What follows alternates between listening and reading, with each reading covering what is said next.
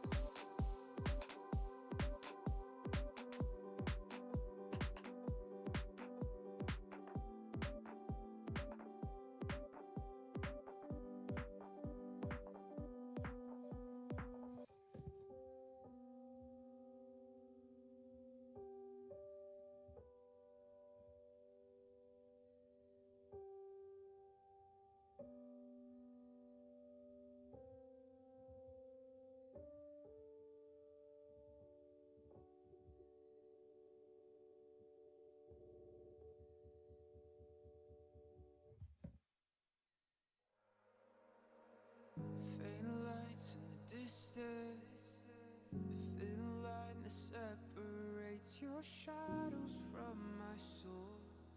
As these walls begin to fold, head lost in the silence, cold stars illuminate the secrets on your tongue and the poison in my lungs.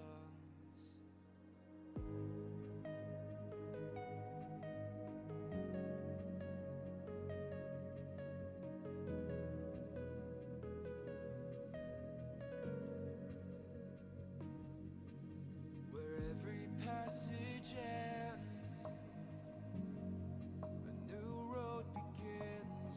The further I descend, your labyrinth.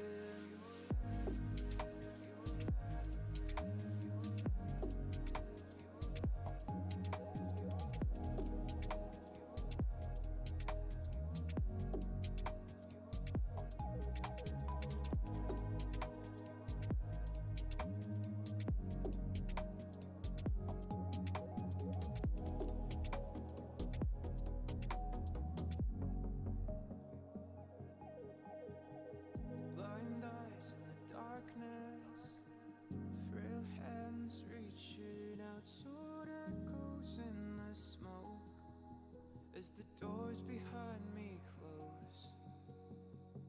No cure for the madness, each turn tangled in the fear of losing sight of the slowly fading light.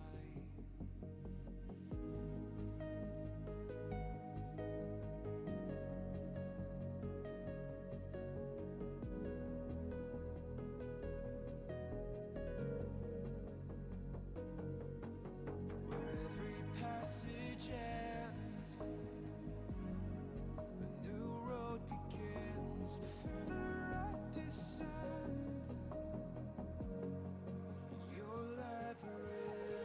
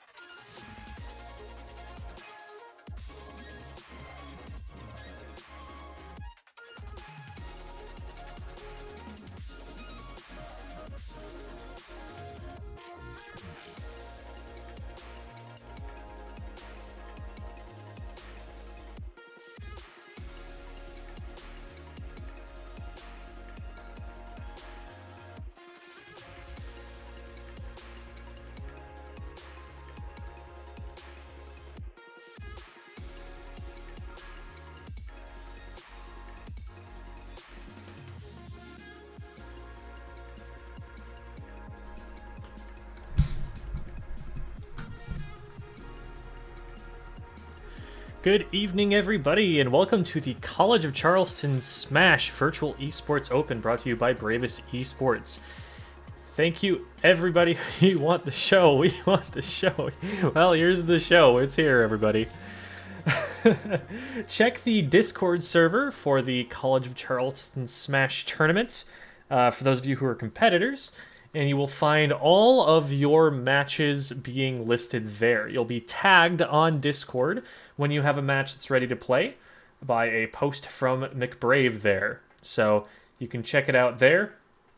Now, I believe a couple of people will have buys round one. Yeah, that'll be Yoshi, Holic, Jeremy, and Chase from the place. It looks like they have buys. If I've haven't. Okay, there's actually 4 buys there.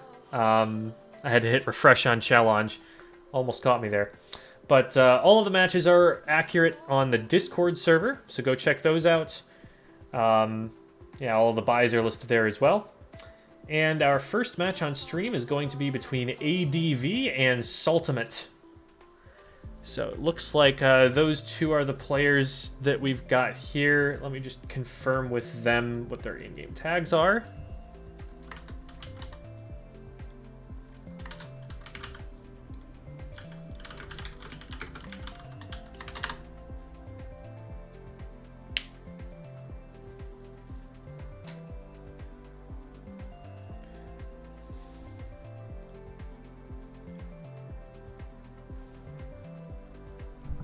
Alright, so we've got confirmation that ADV is in fact Matt, so that's good. You always want to make sure that you've got the right people playing, or it can feel a little silly to get the wrong people in there.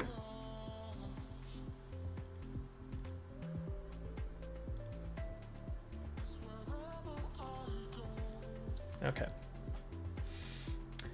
Looking forward to this one. This is a pretty lively event. We've got a good, I think, 12 players? Yeah. 12 players out of here. So that's going to be a sizable double elimination bracket for us today. So Robo Champion, there are 2 Discords that you might be referring to here. One Discord for the tournament should have been available from the place that you registered from. And then the Discord server that you'll get by hitting !Discord in this Twitch chat is to the Bravest Community Discord. We're very isolated in a lot of the events that we run. You know, a lot of colleges, a lot of groups that run tournaments with us, they want, you know, their community to just have their own place. And so to try and bring other people, you know, like-minded people together and get them to play matches with, you know, people who might not go to their school, who might not be from their region, we have the community Discord, and that'll house a whole bunch of different people who play a whole bunch of different games. So if you're interested in that Discord server, hit !Discord. And if you're looking for the Discord for the tournament, you're probably already late, because one of the things that we do need from all of our competitors is for them to be in the Discord server in advance of playing. Friend registered, but you're playing in his stead. You should be able to get an invite from your friend if that's the case. Just have him, like, send you that link. Not picking up the phone. All right, here. Let me whisper for you.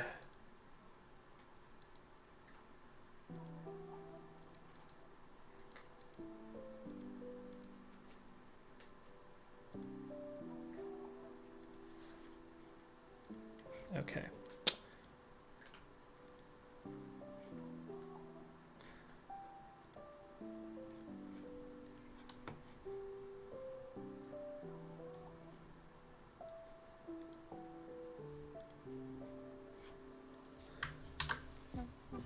Alright, check your whispers, Robo Champion. Then maybe you can be the champion of the Robos that we need here. Oh, we've actually got someone that has just left the arena, so that might not have actually been the correct person to be here.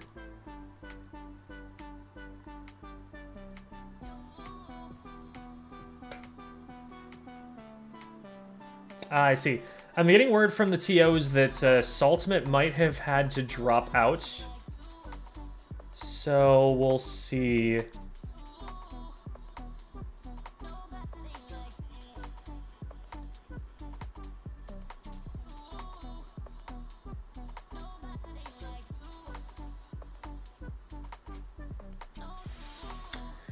Also, Jarek81 is our TO. That is McBrave. So if you get a question from them, you'd better listen. He has the power to DQ you. He'll wag his finger at you all mean and stuff if you do something wrong. Yes, indeed. What fun is power if it's not able to go to your head, you know? Alright. So we're looking out here for, let's see. I'm going to take a look at the bracket really quickly. So ADV. So if ADV advances, then we would have the match between ADV and Jeremy here that can play. Oh, hey! It's a person named Jeremy. What a concept.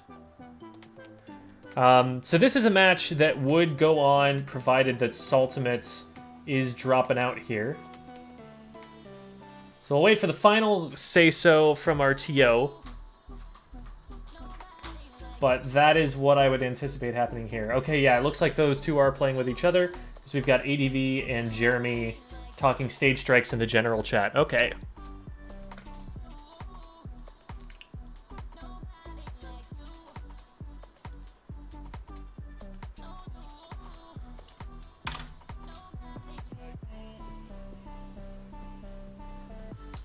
All right.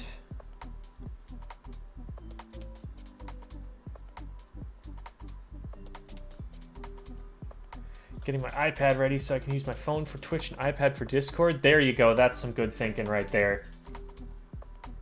We love to see the multiple devices using your resources.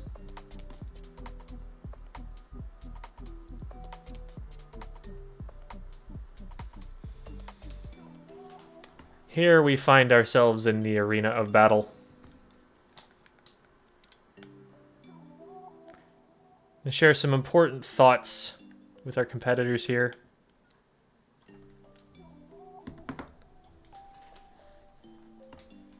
What a wonderful time to be alive, indeed. Best Nest? Best Nest? The PM player? What? Where's Best Nest from? I think he's like Utah or New Mexico or something. No, not New Mexico. Trying to remember. Somewhere in the Southwest. Probably not the Best Nest we're talking about, though.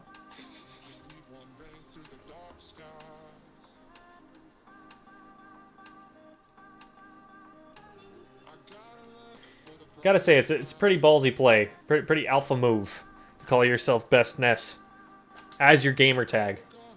It's like, not only does that imply that you are in fact the best right now, but like if that ever changes, your tag is invalid. So like you've just got to always be the Best Nest. Kind of insane.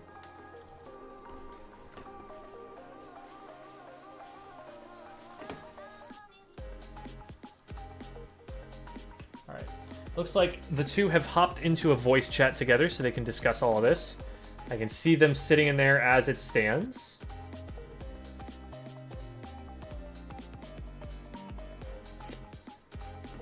There is, of course, a stage striking process for those of you who might be new to tournaments.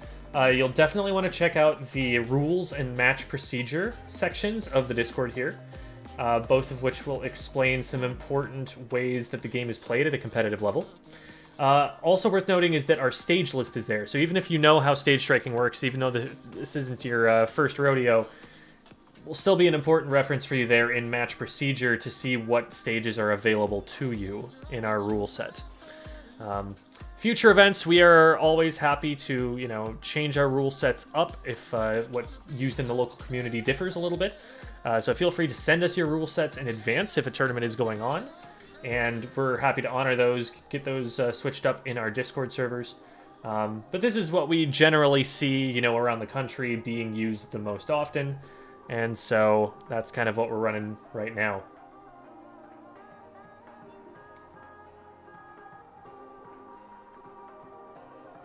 Oh, that's unfortunate. So the lobby does have a time limit so that it doesn't chew up too much bandwidth. And so we are going to have to remake this really quickly.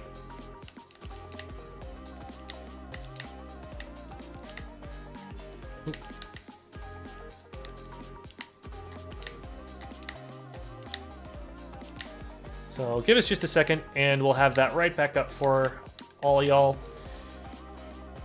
Shouldn't take them too long to get back in here. We're gonna cut sneakily away so that you can't see the super secret password. We know all of y'all were planning on sneaking your way in here. Oops, not that button. That button. Alrighty.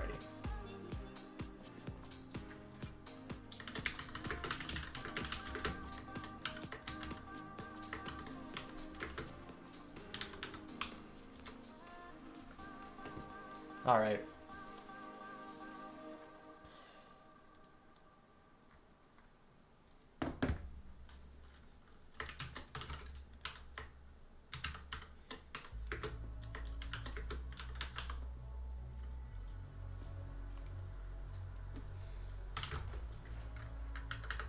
I'm gonna at them just to make this go a little quicker here.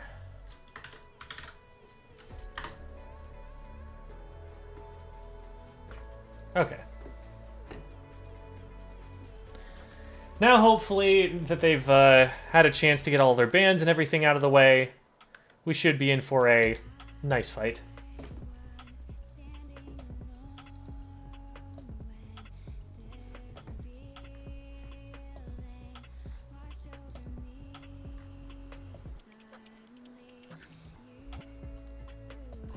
And the stream information is in the announcements channel of the Discord chat, if you guys missed it in general where I posted it there. As the third graders on the playground say. Man, it's an exciting elementary school that you went to.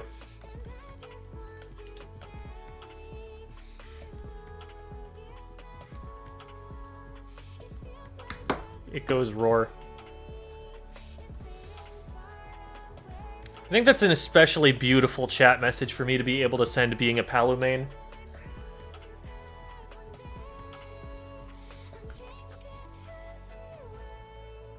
We've got a Chase fan. Chase from the place. In the place.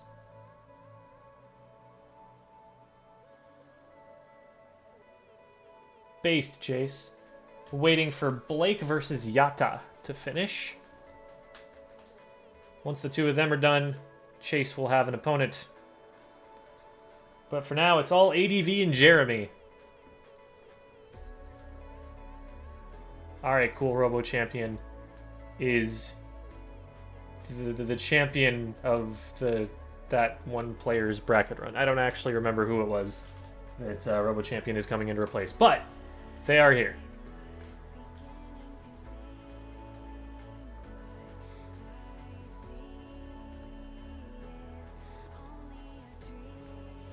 Alright. Stage striking is in progress, it looks like. So we've got ADV striking Town and City, Jeremy striking Battlefield. Waiting on Jeremy's second ban here. It is a 1-2-1 system.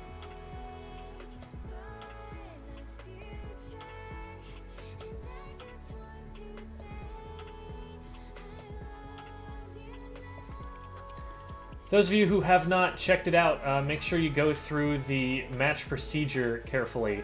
Maybe use it as a guideline, you know, to follow through step by step as you're going into your matches here.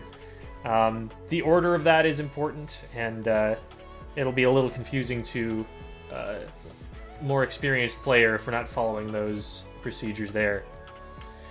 Bracket is linked in the announcements channel, so you can go in there and find... you have to scroll a little ways up. It was posted at 6:22 p.m. This is Eastern time, and I'm on Mountain right now.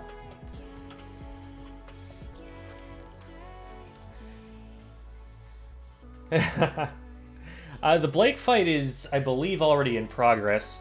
And we will want that one to continue. What we're streaming right now is in Winners Round 2, so we have a little bit of extra time to show that one off, but we want to keep everything moving across the board. We'll have plenty of time for Blake and Yatta. Yeah, you guys are just waiting for Chase, though, aren't you? Yeah, we got Chase fans in here. Okay, Dingleberry wants the Blake fight. All right. Well, we've just got a score report. Chase from the place versus Blake. Let's see if I can put in a word for our TO to hold Chase from the place versus Blake for the stream.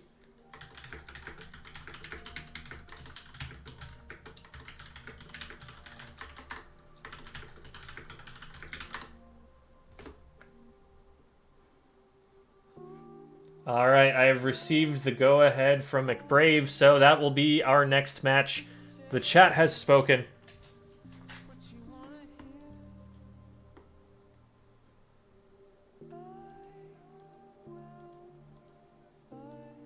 We are definitely going to be getting into a channel points betting system. I don't think we've got that set up just yet. That is definitely coming, though. For now, I guess you'll just have to gamble with real money, you know? Like a bunch of barbarians.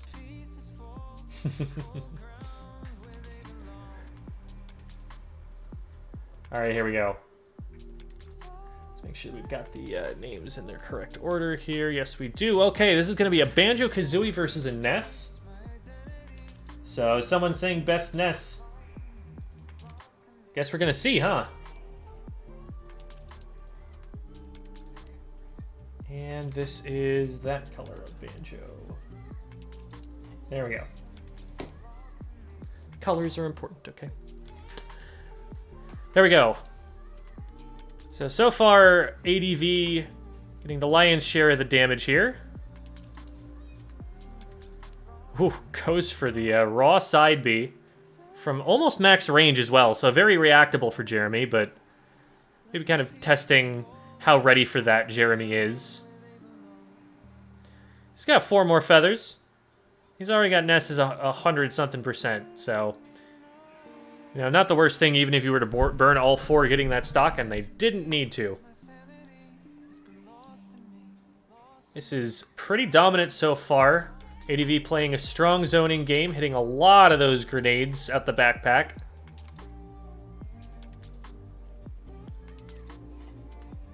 Oh, gets PK fired. No follow-up. Jeremy whiffs on the up tilt and then whiffs on the forward smash that took too long to come out. It's a good up tilt from Jeremy to get himself out of that pressure situation. Goes for the up smash, not getting it. Swinging with a lot of these smash attacks.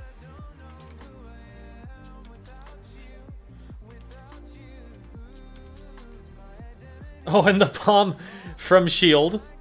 Some old snake tech right there coming out from ADV. Gets the up smash to take the second stock. We are threatening a 3 stock here. Could happen. 100% though. So Jeremy could definitely take that one pretty quickly. Back throw near the ledge. Gonna be pretty threatening soon. I don't think it kills quite yet, but it is... Okay, now it would definitely KO. I really want to see Jeremy, now that especially he's conditioned ADV to shield when he runs in, to start mixing it up. Instead of going for a smash attack, to be going for a grab, especially since that grab is, you know, just as potent a KO option. Is able to stave off the 3 stock, and it gets a couple of PK fires in a row. Not going to be the strongest follow-up Ness is capable of, but it is at least some damage on the board.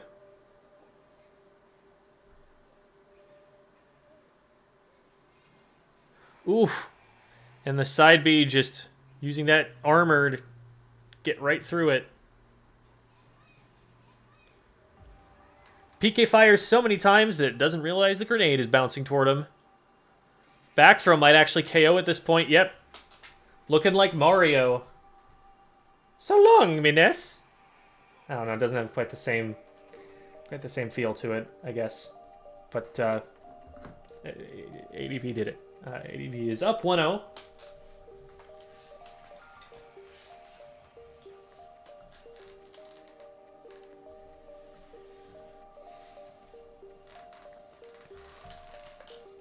So there's going to be a brief conversation here regarding some stage bans that we're going to need to hear from ADV, and we just immediately go right back into it. Or maybe we don't. Because I don't think they would have had time to take stage bans into account. Oh my goodness. Apologies if you guys can hear that. Got some howling going on. Anyway, maybe they saw KK Slider in the avatar picture and decided they wanted to say hi. Anyway, so ADV gonna have to ban a couple stages, and then you know, the format goes winner picks character, then loser picks character. So loser gets both the stage and the character advantage in terms of, you know, who picks first, who gets to counterpick the other, but they don't get them at the same time. They don't get to put the opponents into a blind character stage counterpick, you know. Waiting on ADV, it looks like, to sort things out here.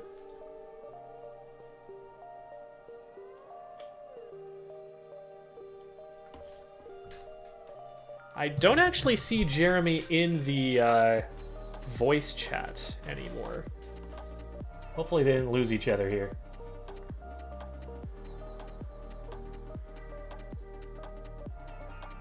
ADV is saying that he's messaged Jeremy. You know, I'm not sure if Jeremy actually knew that it was best of 3, now that I think about it. If he's dropping off the face of the earth, it might mean that thinks the game's over.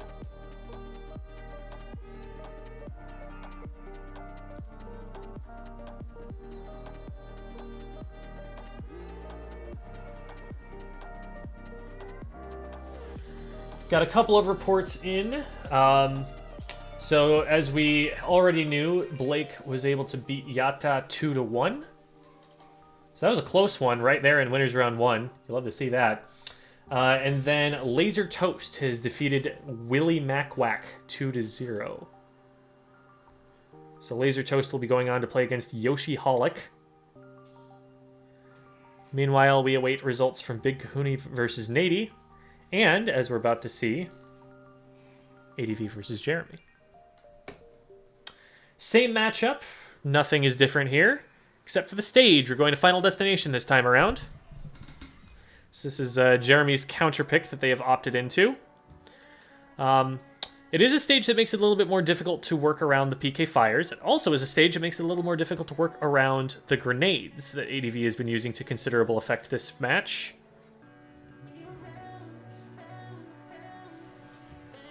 It looks like Jeremy is throwing out a lot of moves, maybe in anticipation of his opponent rushing him. Great recovery there. I actually thought it was too low to make it, but he was angled better than I did. It almost seems like Jeremy is expecting his opponent to just rush in at him every time.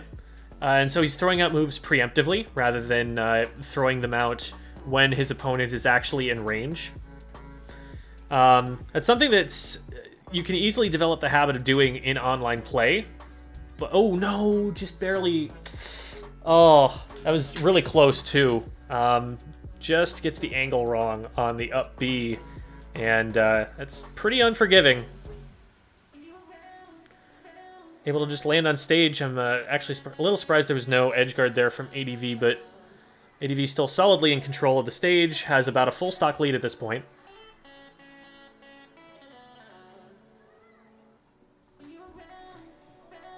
I'm actually surprised that the bracket command didn't return anything. Let me get, let me go slap Moobot a little bit.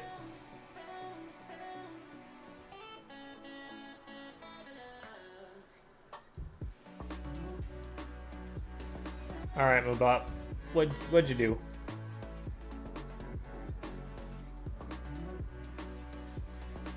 What's going on?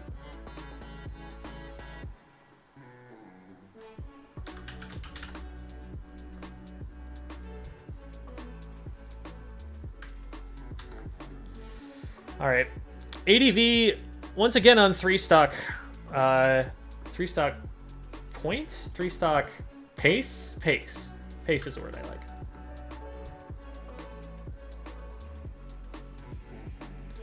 Ooh, and this time does actually get the 3-stock here. Let's see. Oh wait, somebody already tested it. There it is. Y'all are ahead of me. Good job, good job.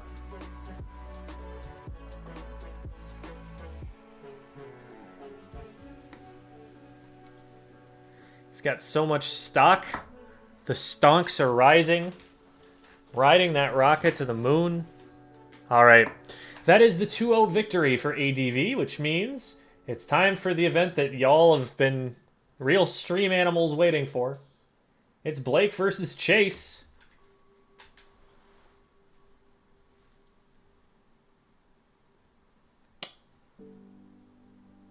So as soon as they're available, I think they should have done their stage strikes and everything already. It's something that they should have had a good amount of time. Link has the wrong bracket, is something I'm told. It does have the wrong bracket. That's annoying.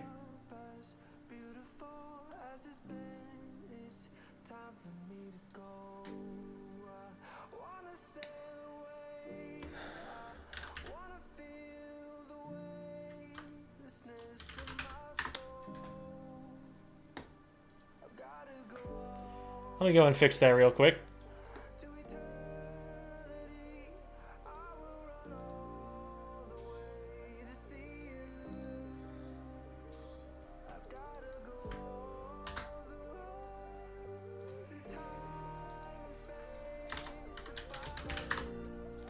There, that one should be correct. You can tell because it says College of Charleston Smash in the URL. We gotcha, we gotcha. Alright. Looks like they're ready and raring to go. It's going to be Blake versus Chase. From the place. With the face.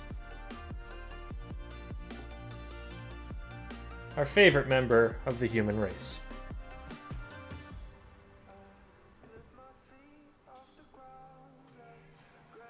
Another Ness. And then we got a Crom on the other side.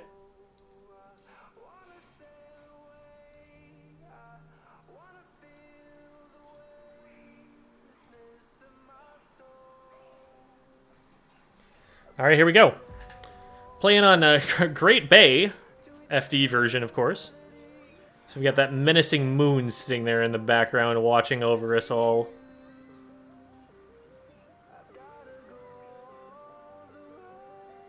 You know, I wonder what...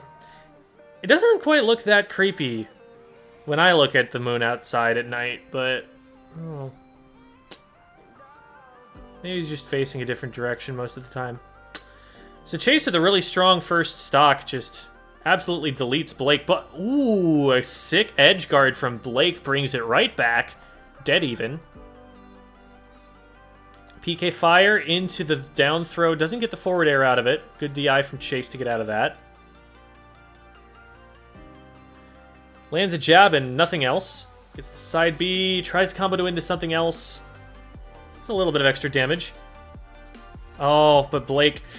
That's easily shielded. So he's going to get pushed back off stage again. Perfect shield. Doesn't matter. Isn't actually able to follow up with the aerial afterward. Hits a forward smash, but isn't able to get the edge guard. Dash attack. Will the PK flash land? No, it won't. Chase is wise to it. Back throws. Dangerous, but probably not a KO yet. Side B combination from Chase. Puts him off stage, but the edge guard is averted. Massive counter on the charge smash attack for Chase, putting Chase in the lead, narrow lead, going into Blake's last stock. Great little forward air to dash attack combo. Oh, gets the shield breaker on shield, but does not break the shield. I believe I said that correctly. Tongue twister and a half right there.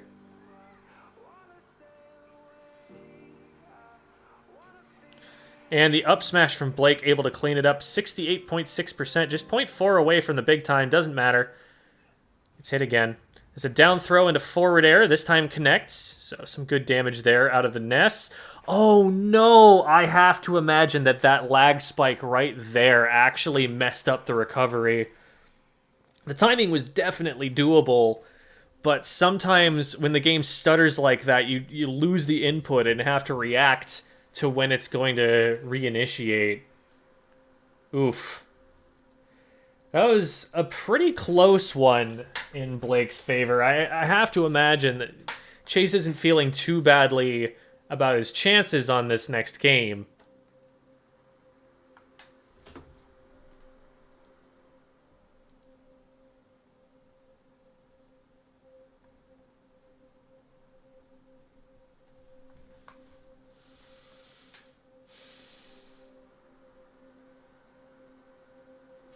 This is true. It might have been that the forward air from Ness caught Crom's jump there, and that the hesitation to up B actually just resulted from thinking he had a jump. It's also a pretty common error in that situation, but the timing of the delay there looked just janky enough to cause something like that to happen.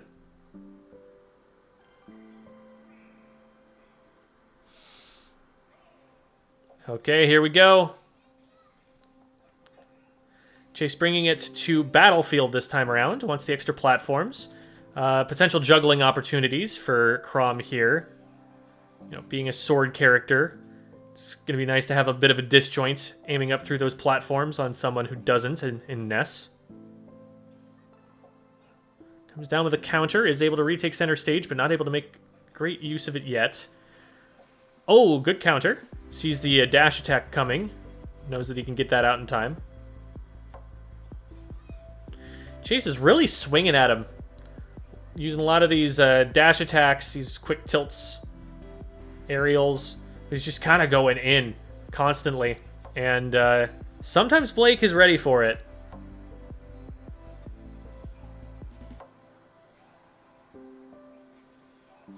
Forward airs him off stage. I don't think Crom can even make that back. Yeah. Blake knows. Blake just runs off to center stage. Forward tilt hits him off.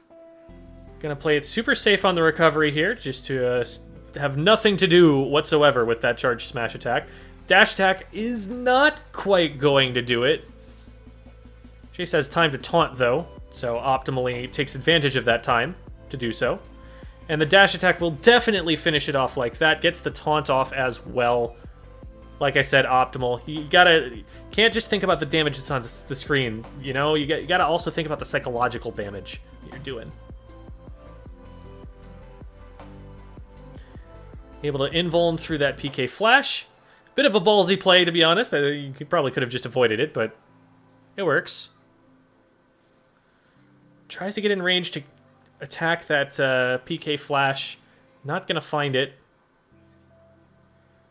It seems like Chase, you know, brought us here to a stage with more platforms, but more than anything, it seems like Chase is the one who's getting stuck up on the platforms. It seems like it's interrupting his movement, getting in the way of especially aerials he's trying to come down with.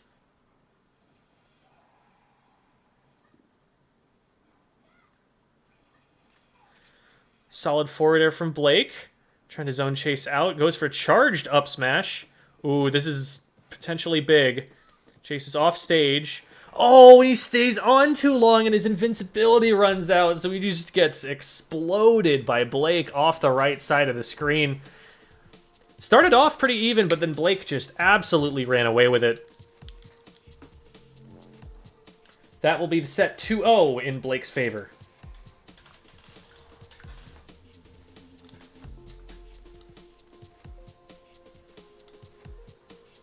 All right. So Chase will be knocked down into, I believe, losers round 2. Actually, the losers round 1, because of the structure of the tournament here. And Blake will advance to winners semifinals to play against ADV, who we saw earlier. So that'll be a match that we will definitely see on stream. You haven't seen the last of Blake. On the other side of the bracket, in winners quarterfinals, we're seeing Yoshi Holic versus Laser Toast. I believe that has been called and should be ongoing. Kendi versus Nady is also in progress. I'm wrong.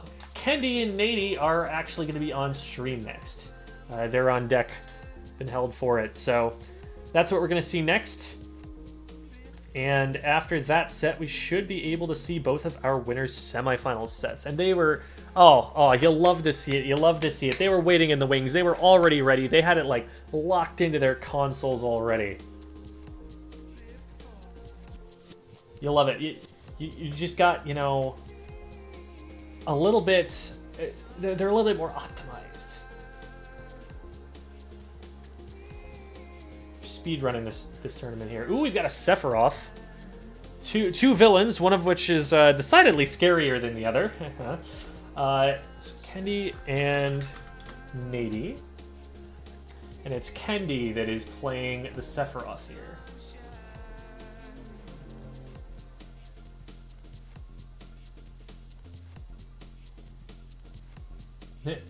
So we don't actually have a stock icon, it looks like, for Sephiroth just yet. So here, have a sword.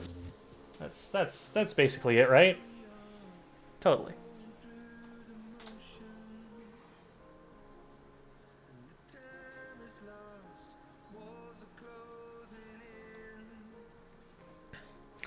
Ooh, big up smash from Nady, just straight up takes Kendi off the top.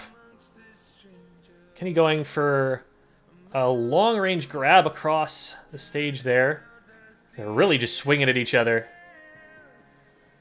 And Nady able to come out with frame advantage.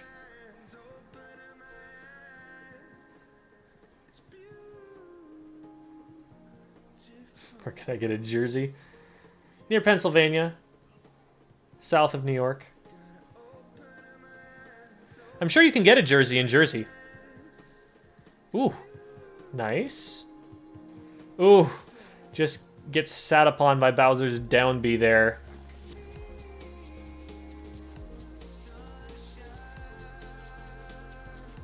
Great use of the multi-hit on the recovery by Kendi there to make it back.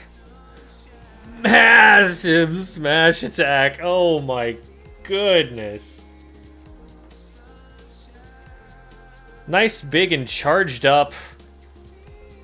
And it doesn't matter how long they charge it because it takes up half the stage.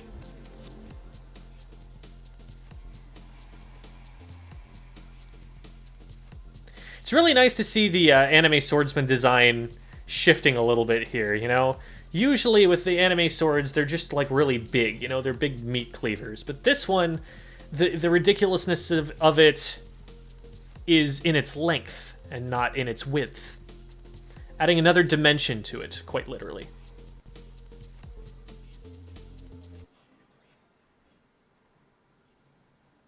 Oh, no! Oh, an unceremonious exit from game 1 for Kendi there. Oh, no. Gets the shield broken. And Nady doesn't even do anything. Nady just watches Sephiroth fall down. Oh, no. Whew. A fairly close match, honestly. That's a very gimmicky stock to lose right there, and Nady at very high percent on their second to last stock. You know, that could have been an even game had it just gone a little bit differently in that exchange there. So I wouldn't write Kendi off at all based on what we just saw.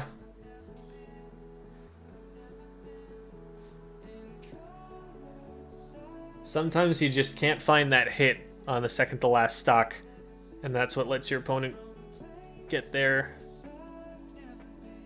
lead and get the win. Making a couple of quick swaps here. I don't think we saw Kendi stay out long enough to swap characters there, so probably sticking to the Sephiroth, but we'll wait until we see it.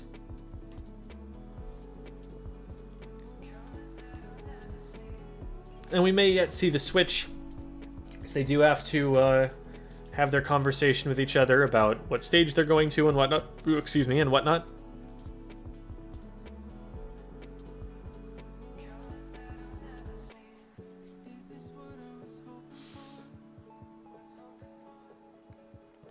Wouldn't expect to see a different character out of Nady, and we don't see one out of Kendi either. So Kendi's saying, yeah, you know what? That one was pretty close. I think I can get that one on a rematch. Especially with a stage counter pick. You know, that is also a significant factor here. Going straight back to Battlefield, though. Nady's saying that they're not going to lose. Okay, wrong stage, I think. Yeah, that's what I'm anticipating here. They're just both SDing. I don't know. Is Nady going to...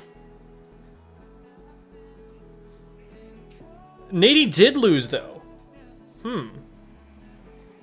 Maybe that'll shake Nady's confidence a little bit. Difficult to say. I mean, how could you not see that end screen and just be a little bit terrified? Now, they're going to hop out, make sure that they're actually picking the correct stage now.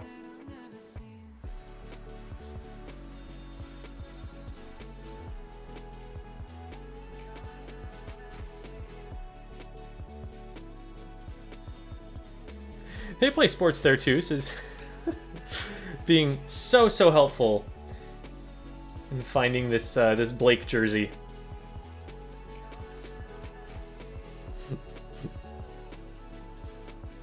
All right, here we go. FD Bowser versus Sephiroth. This could well be the final destination for this set, or if Kendi is able to take it, and it's the penultimate destination, and that's just not as cool of a name.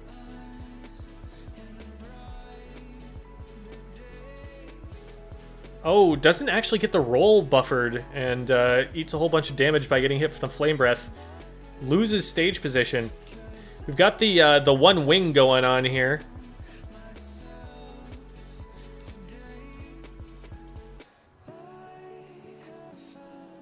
Oof. And there's the shield break. The taunt into the fully charged forward smash. Nady has all the time in the world. No mashing. Gonna help with that. Up B out of shield, great defensive option out of Bowser. And is able to convert that into stage position. Good grab. Gets hit, but doesn't make a difference. Wow. Nady actually set that up. That actually just happened. The runoff, offstage down B spike into ledge grab. Kendi makes Bowser blow up. Goes in for the dash, and the up B out of shield is going to combat that successfully. Another up B out of shield. This is a lot of damage. Oh my god, Nady's just going to try and end it right here. Gets the shield grab, gets the throw. Not going to KO there, but... Oh, goes out for the forward air again. Kendi this time recovering low to avoid it. Also avoids the down B. They're learning. Is it too little too late? At one stock to 3.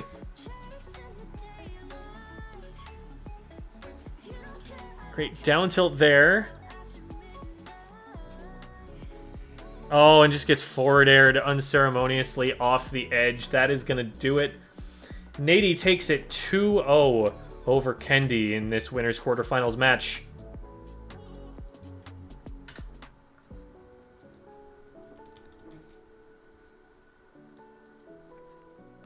So Nady will be awaiting the winner of Yoshi Hollock versus Laser Toast. In the meantime, I believe we will probably have ADV versus Blake.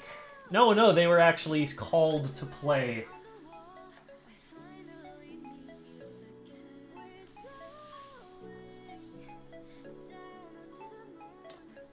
So we're trying to kind of hustle through, get winner side all finished up. So we're waiting on the report here for Yoshi Hollock versus Laser Toast. Should be coming in pretty soon. I believe that match was called a while ago here. Yeah, that was called about 25 minutes ago. So That does forecast that might be a pretty close match.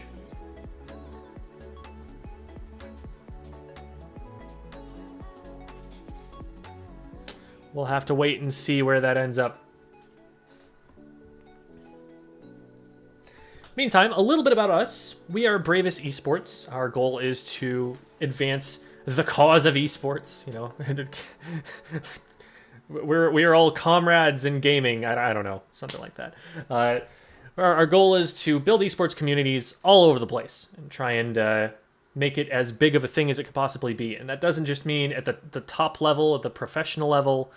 We're really also talking about building those grassroots communities that you know, the Smash scene is known for, and that you see propping up a lot of the professional side of esports elsewhere. You know, the O tours, the pot fillers, they matter too, and the kids who are going to grow up to be the top players matter too. And we're trying to build communities that will help those people get the training grounds that they need to develop and become Gosu, goated, very, very good at video games. Okay, I have word from our TO that Yoshi and Laser, there's a controller issue. They're playing their final match right now. So after that, we will definitely be able to see the winner versus Nady in winner semifinals. ADV versus Blake were pretty quick on their feet, got started about 10 minutes ago. And honestly, they might be done first, depending on how that goes.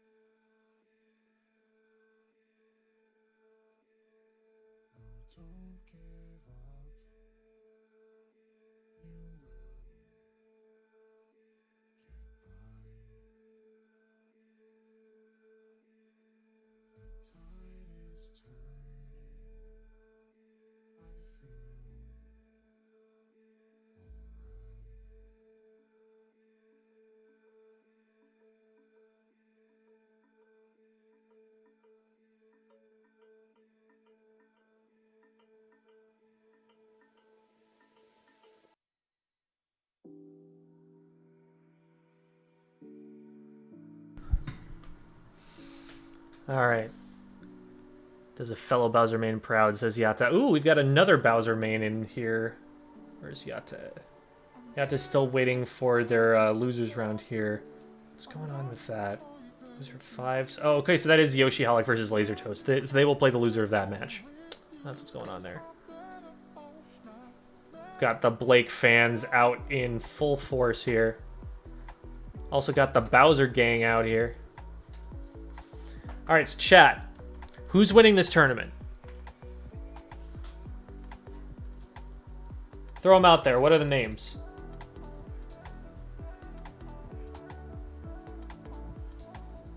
We've got McBrave here with the Wii Fit trainer. That's a funny question. Tag is Nate the Rad. Okay.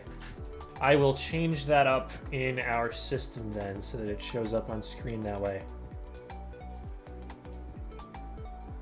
Nate the Rad.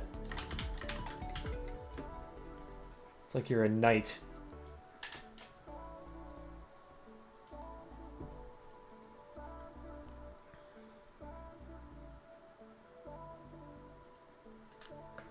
Alright, so we got Blake, we got Blake. We got Nate the Rad. Me, I am winning. That seems like a pretty confident response there. Kez with another Bowser main. Are all the Bowsers just congregating in this stream right now? Is that what's happening?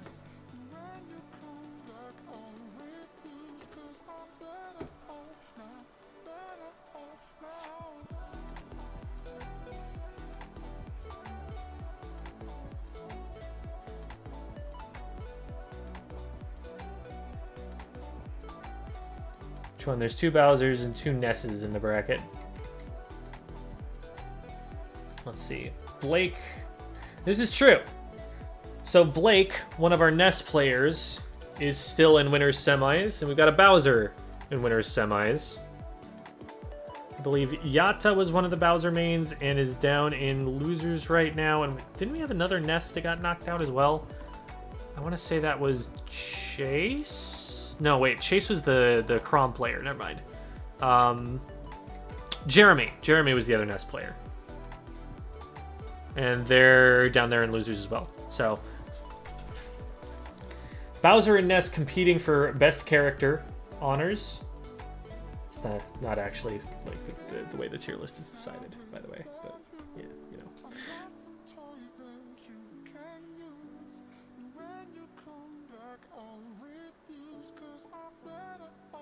Gotta root for the homie. Kaz is the homie. Is Kaz in the bracket?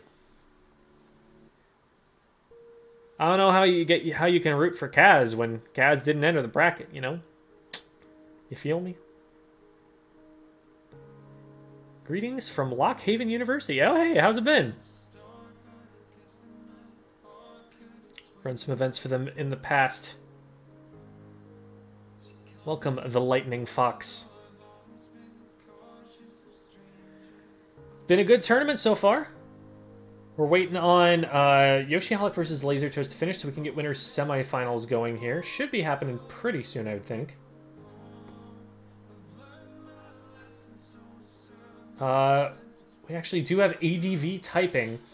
ADV takes it 2-0 over Blake. So there, I believe, is our last Nest representative knocked out of winners bracket for now. Blake still does have the opportunity to make their way back up. They are now in losers quarterfinals. They're guaranteed 5th place. And if they win the next 3, then they can make it right back into grand finals, where I'm sure chat all agrees they belong.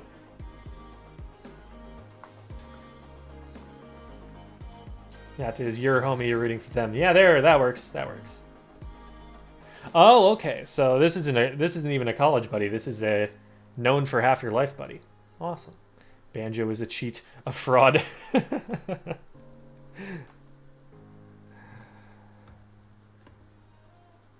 don't know. How can you be salty against someone who just goes "Gah?" unironically? Like, come on. Come on.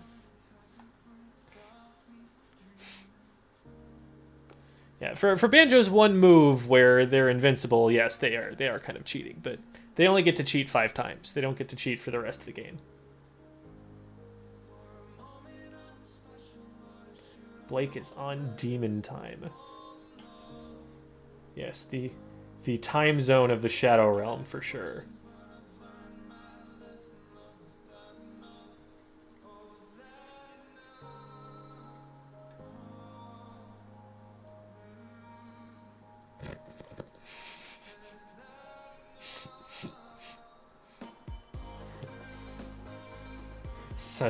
Such foul language. Oh my goodness. That's toxic. Man, I miss hearing Eyes commentate. I haven't heard Eyes commentate in a while. That's toxic is his catchphrase. Gets a big old goofy zoomer grin on his face and goes, "That's toxic." Like it's a good thing.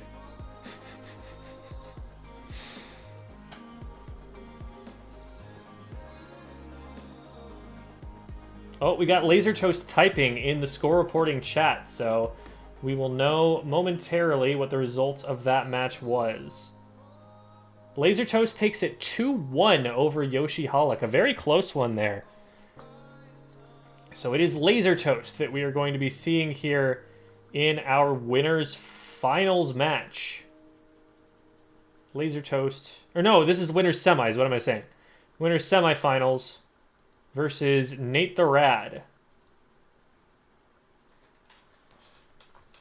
So we'll need to get Laser Toast into the stream arena here. And we will be back shortly with that match.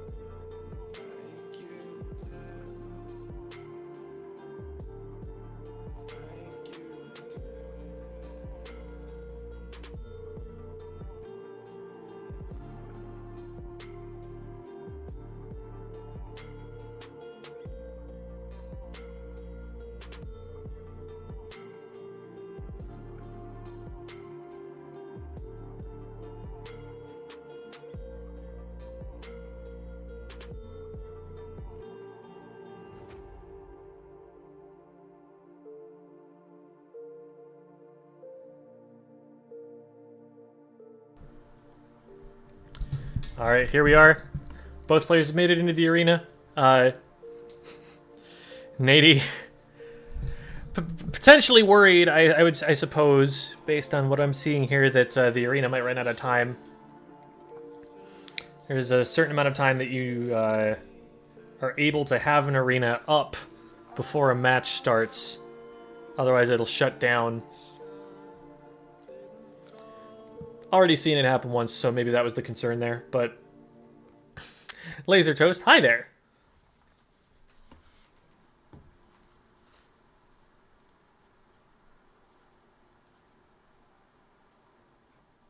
Interesting that Laser Toast spells the tag 2 different ways. The Z or with an S. It's either light amplification stimulated by emission of radiation, or it's light amplification stimulated by emission of radiation.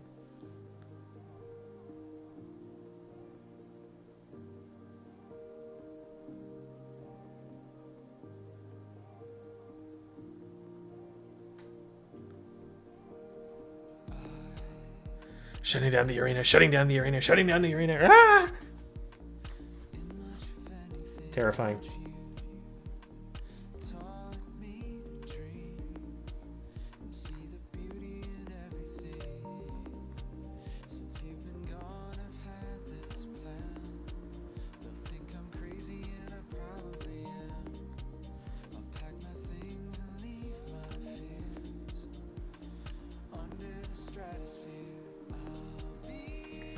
See if I can snoop in on any of their conversations here. Sometimes if they're having the conversation in the Discord itself, I can spy on what their bans are and things like that, but I'm not seeing it.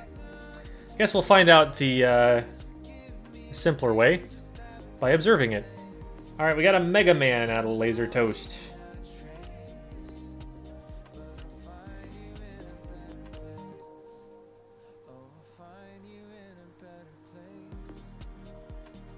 Alright. So this is winners semifinals. Winner of this is guaranteed 3rd place. The loser is guaranteed 5th. It'll be best of 3 still. Don't go best of 5 until finals generally. So losers finals, winners finals, and grand finals, of course. Couple of whiffed grabs here from Nate, losing the opportunity to edge guard. Ooh, and gets hit with the sticky bomb. So Laser Toast able to regain control, get a bunch of damage out. Spinny, spinny, spin. Spin to win. Ooh, gets nasty back air from Nate the Rad. From center stage too, that killed really early. DI might not have been on point there. Hard to be ready for that, of course. Ooh, catches with the forward air before Laser Toast touches up. And there's that spike again. Nate the Rad showing that the first time it was not an accident, that was 100% calculated. We never had any suspicion, though.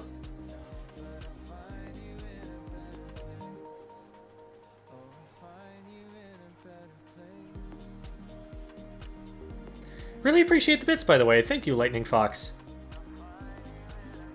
Final semester, feeling a little sentimental about it, maybe. You gotta leave and go to the real world. Ugh, gross. It'll be good, though. It'll be good. You don't have to stop playing Smash.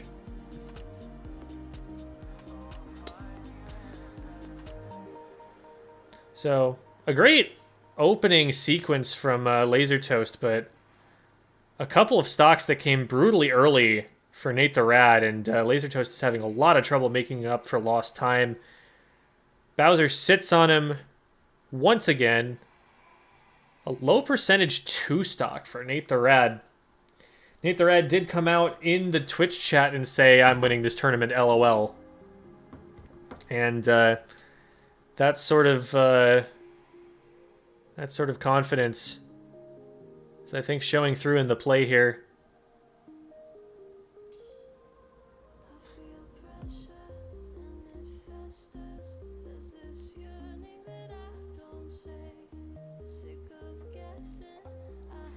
Do the Zoomers even remember Woot? Is Woot from before your time? It easily might be. That's like, I want to say like 2008 internet? When you used the zeros for O's back when LeetSpeak was still a thing? I wonder if that is still a part of your culture.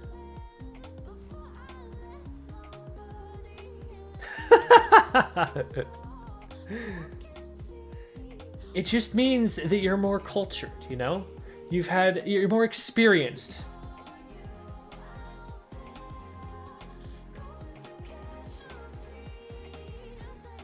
Ah, being the representative in our invitational, we have a Bravest National Championship on the regular, where we'll call the winners of Esports Opens from all of the different schools together and compete to see which school has the strongest Smash scene.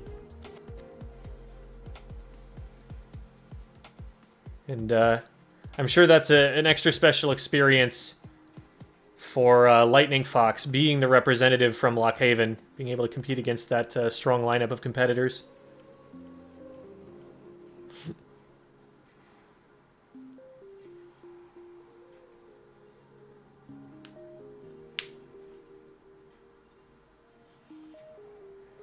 Blake is in the wings. Yes, Blake is waiting in losers quarterfinals. His side of losers is pretty backed up.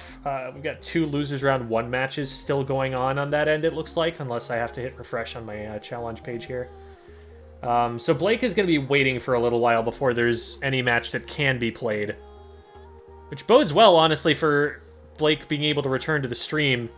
Even if he were to lose his losers quarterfinals set, I think we still have time to get through winners before it's time for that match to be played. So y'all will still see some more of your favoriteness of your boy with the big head.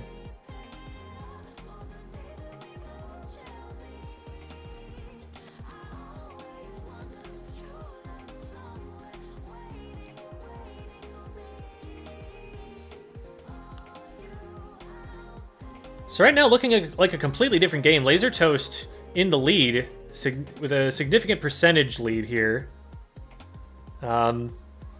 Which makes sense. Nate the Rad got a pretty gimmicky KO, I would say, with the down B spike off the side earlier on.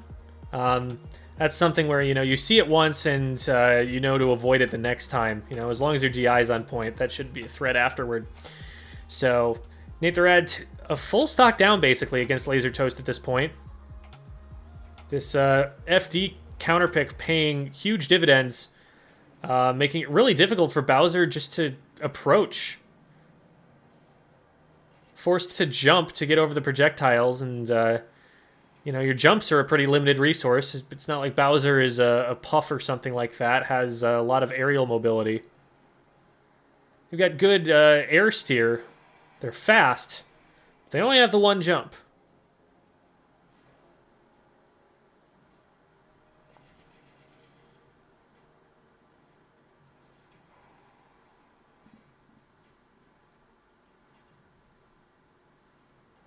Ooh. Oh, and there's the uppercut that whiffs. This is a great opening for Nate. Doesn't quite manage to get the grab. Swings at empty space a little bit too much, and Laser Toast able to capitalize, regain space. Great roll from Nate. Does have a sticky bomb, but it gets transferred. Trying to transfer it a second time. Popped up in the air, really dangerous. Laser Toast goes for a smash attack, does not find it. Oh, misses a grab. Big grab out of Nate, and just takes him out off the top. Nate with a huge come from behind win to take winners semifinals over Laser Toast. That was not looking good. That was a full stock up for Laser Toast in the middle of that game, and Nate the Rad just held the line on the last stock.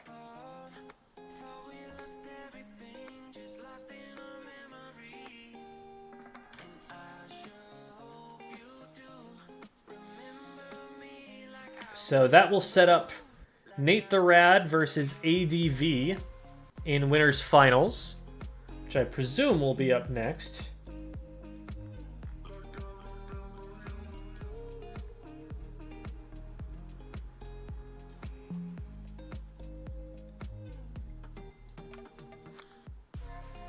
Got the announcement popping up in the Charleston Smash chat here. Yes, ADV versus Nate the Rad. Oh, wait, that was... Yeah. ADV versus Nate the Rad. That is our winners finals match. Second guess myself there for a second. So we've seen ADV for one match earlier against Jamie. Was a Banjo and Kazooie player. Making significant use of the grenades to tack on a whole bunch of damage. It'll be interesting to see how they do against Nate the Rad. Nate the Rad has shown some pretty strong spacing and might have an easier time handling the barrage of bombs coming out of Banjo and Kazooie's backpack here. So, we're waiting for ADV to be able to get in here. Be back with you as soon as that's all set.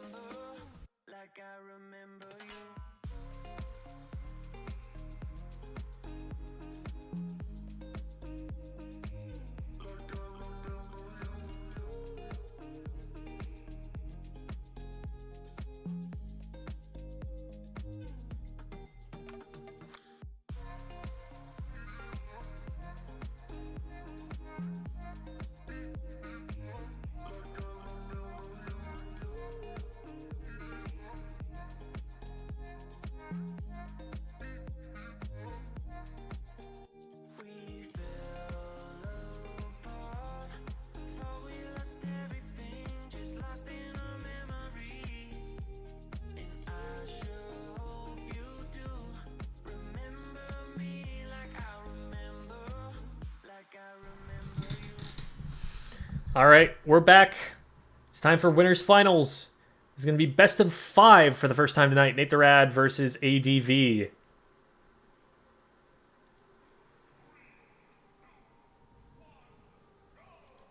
goes. Final destination for our first destination.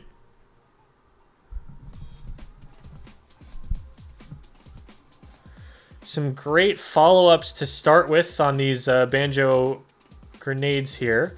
We'll see if Nate the Rad is able to identify what those patterns are and start DIing out of them once they see what ADV rather, is trying to do.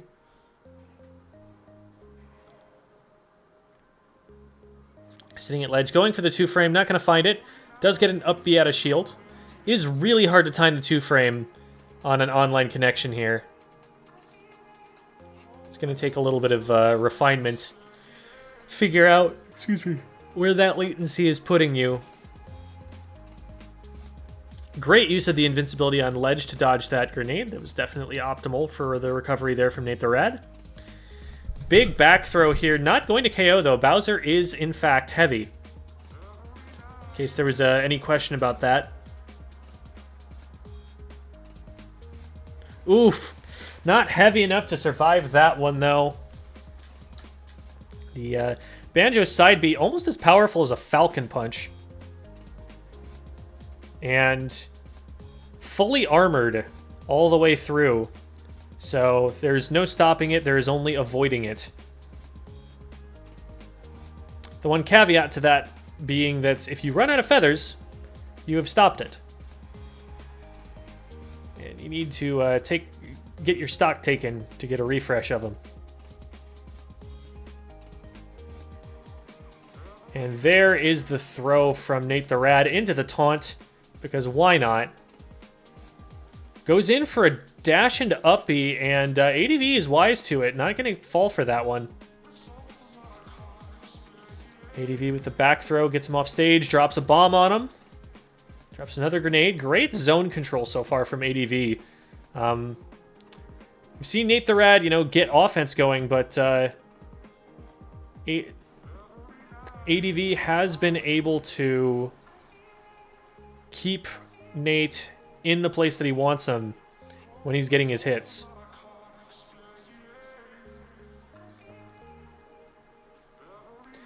Now, we have seen Nate the Rad with some explosive comebacks so far in this tournament. Up a full stock against Laser Toast. So, ADV can't feel comfortable with this lead, especially with the high percent that Nate the Rad lived to on the last stock. It took a side B from, what, 170% or something like that? It was a lot. Does bomb him out, but that's just extra damage. That's not going to contribute to the KO yet. Great patience from ADV. Getting Nate to jump in and once again getting a read with the side B to finish off the stock. Only has one of those side Bs left, but also probably isn't very long for this stock. Anything that he gets here is gravy. That didn't actually shield break. Didn't get quite the right hitbox. And actually shield pokes instead of breaking the shield, sending ADV off to the right. Great counter to the down B edge guard there. Just throwing out a projectile in his place and going back to ledge. It's a lot of damage that has been tacked up on Nate the Rad in the meantime. Big up smash, not quite going to KO off the top, but that's starting to threaten. Oh, and the bomb knocks him out, so doesn't actually get the benefit of the throw. Doesn't matter. Nate the Rad able to get the back air and is still taunting. The confidence is still there. 141%. Up yet a shield. Doesn't get the forward air. Oh, and just gets hit with the side B in neutral. 3 side B KOs in a row from ADV. Definitely playing banjo right.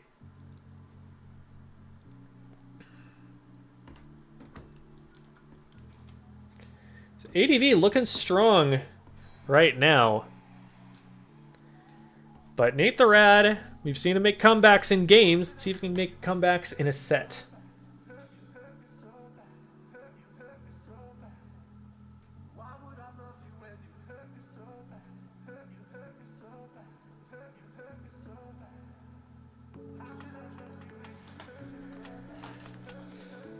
I don't think I'm going to see either of them switch characters here. That's my thought. Nate seems very practiced on Bowser, has some very specific tech. It's usually something that you see out of a solo main. And ADV, I mean, why change what's been working, you know? Here we go, really quickly into game 2.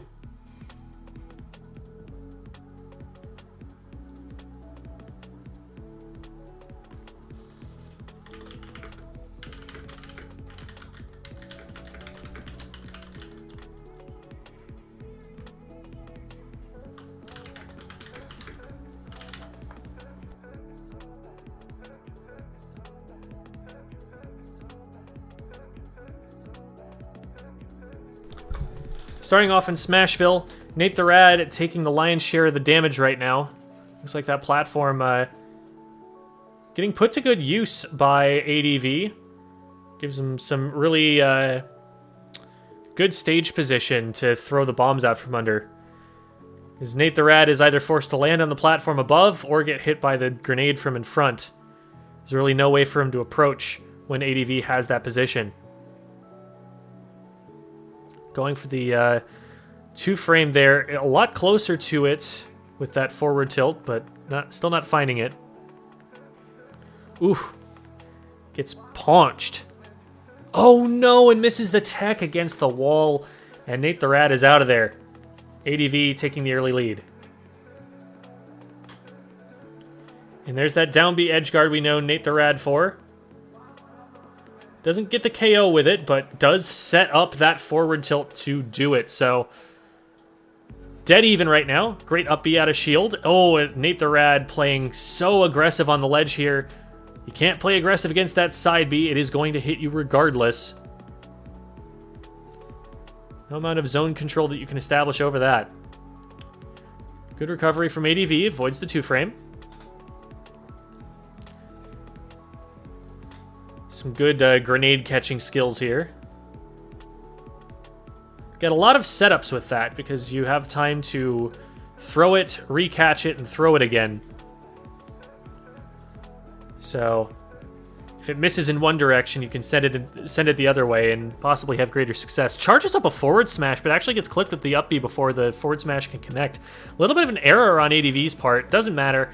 Cleans it up once again with the side B. Here's the throw off the platform. He's more dangerous as a KO tool off the platform than it is off the stage.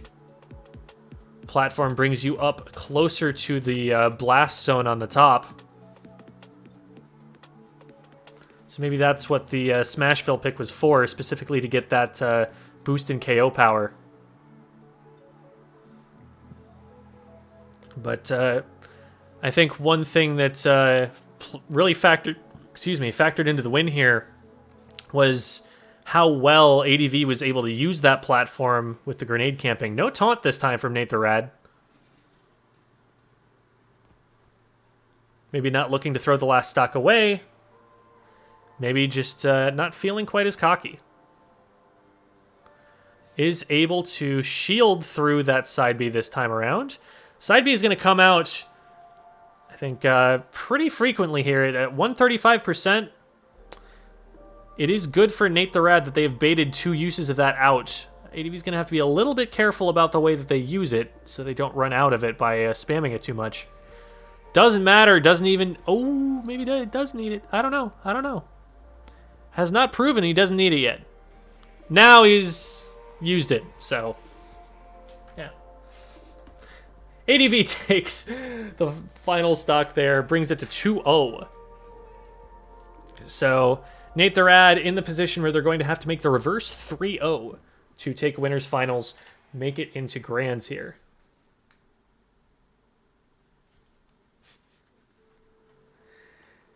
You know you're doing well when the chat starts calling you a hacker.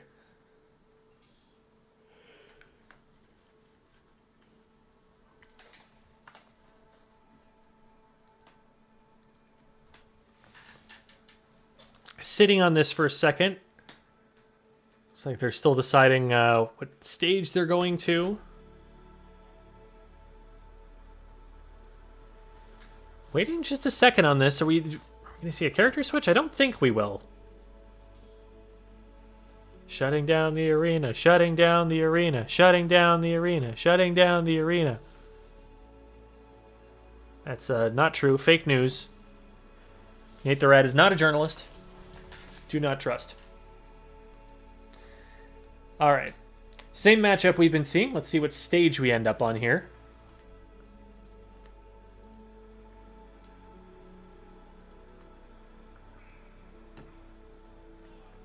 Small battlefield is where we end up. So I think we should expect to see a similar play coming out of ADV this time. But the platform layout is going to make it more so that that playstyle is going to work from the edges of the stage. And I think Nate the Rad will benefit from that in that if ADV wants to play that grenade strat, they're going to have to give up stage position. They're going to have to stay on the ledge, which isn't by any means impossible. It's just a weaker position to be at than being able to run that strat from center stage.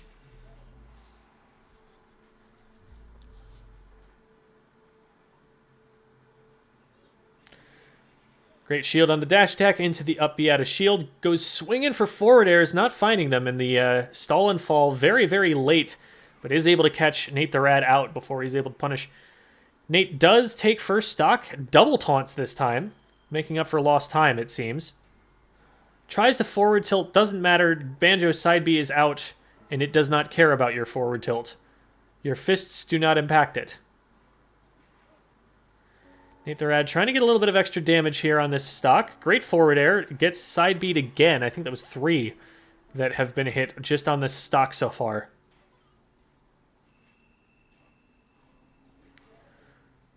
And this is going to be significant damage. Even if, you know, Nate the Rad loses the stock right here. Doesn't quite time the back air off the grenade perfectly, does ADV, but still has the position. Throws Nate off the other side, able to get the back air here. Seems like back air is actually one of the favored KO moves ADV's going for after the side B. Oof, only one feather left, so Nate only has to worry so much about that move for now. Getting hit by a bunch of grenades, though, and coming down with very aggressive options. When they hit, they're working, but when they don't hit, it's giving ADV a lot of time to set up the offense again and just maintain stage control. And that early lead that Nate the Rad had completely evaporated at this point.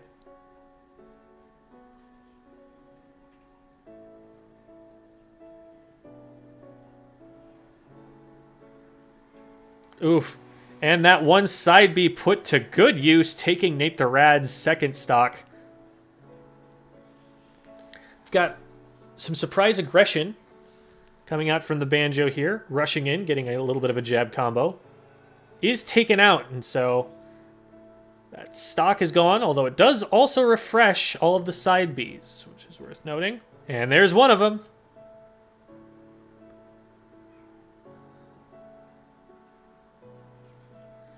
Down with the back air.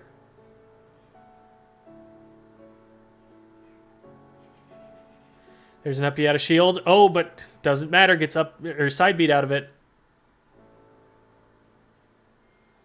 Here it is again. A little bit too telegraphed that time from ADV. Nate the Rad catches onto it, shields it, and is able to punish. Gets some good damage off of the grab. Not a lot of follow-up. Able to get around the grenade, though.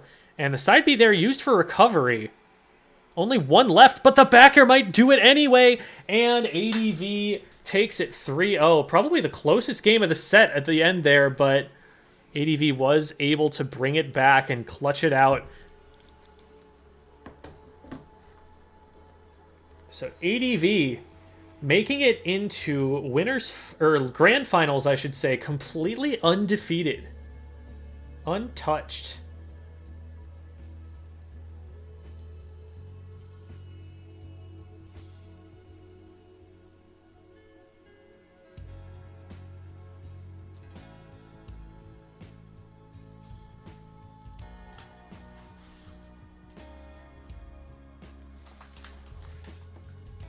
All right. So, looking down at the bracket to see who is going to have to play ADV in the championship here. Nady, of course, is sitting in losers finals, is going to have a one-set chance to make it back up for the rematch. In losers quarters, we currently have Laser Toast versus Big Kahuna.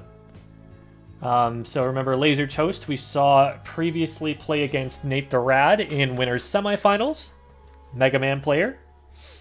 Big Kahuna is coming up from pretty deep in the losers bracket. Actually went out in winners round 1 and has made their way all the way back up into losers quarters. So not a bad run from them at all. Then back in losers top 8, we have Kendi versus Yoshi Holic. Winner of that set, it just got determined, was Yoshi Holic, and they are going to play against Blake in losers quarters here. So it looks like, from the timing, we're going to see Blake versus Yoshi Holic here on stream.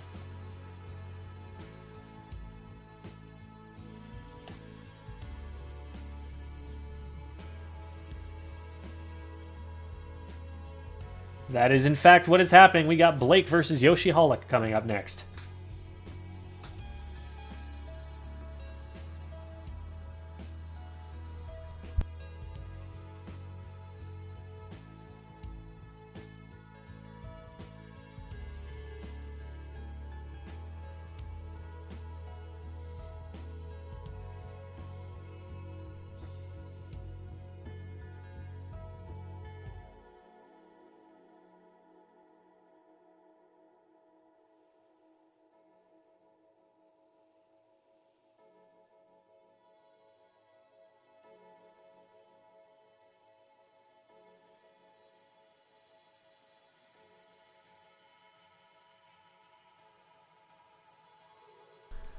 A loving reunion.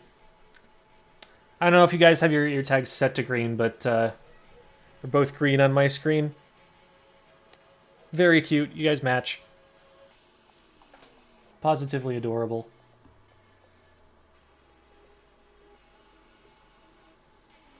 Better train your Lucas main, then you'll be on here one day.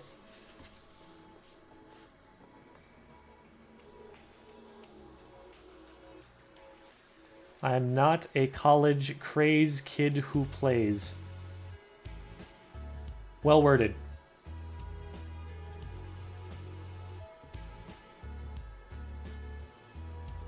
Alright, we got Yoshi Holic in here. Predictably with the Yoshi avatar. Who would have thunk it?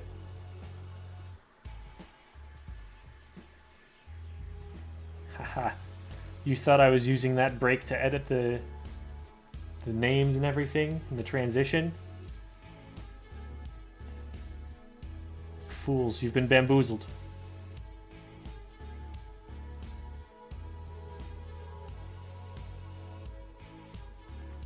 Alright, well, I haven't seen who Yoshi Holic plays, but like, come on, you gotta think, right? The tag is saying it, the picture's saying it. If they don't play Yoshi at this point, there's gonna be a riot. I'm just gonna go and like burn down Wall Street. Just gonna like sack the Pentagon, you know? It's just, you can't have that.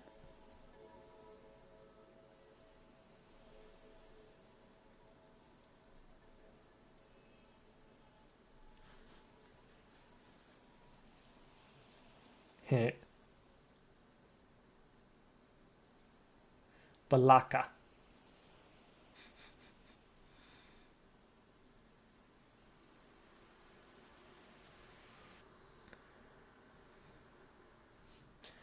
Let's see if we can snoop. I'm trying to snoop. They're talking in a voice chat right now, so I will not be able to overhear. Meanwhile, on the other side, we had Big Kahuna beat Laser Toast 2-0. So Big Kahuna is waiting for the winner of this set in losers semifinals. Okay, good. They're playing Yoshi. The red Yoshi.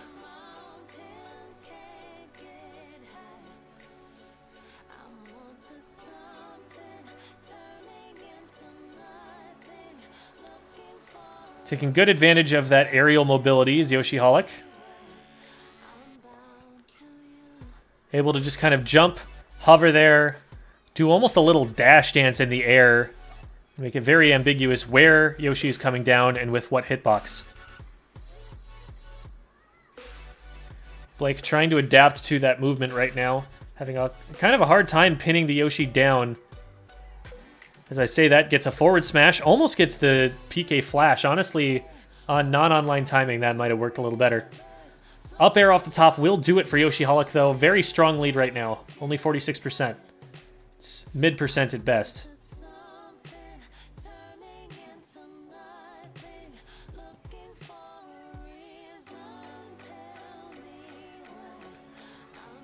Oh, wait. Those Yoshi stars are projectiles? You can reflect that with the baseball bat? That's insane. It's actually such a hard counter to the down B then.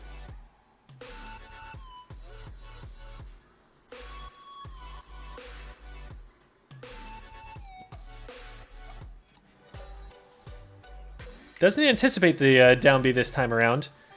Seems like Yoshi Holic has been using that from center stage as soon as Blake tries to poke his head out from underneath the platform.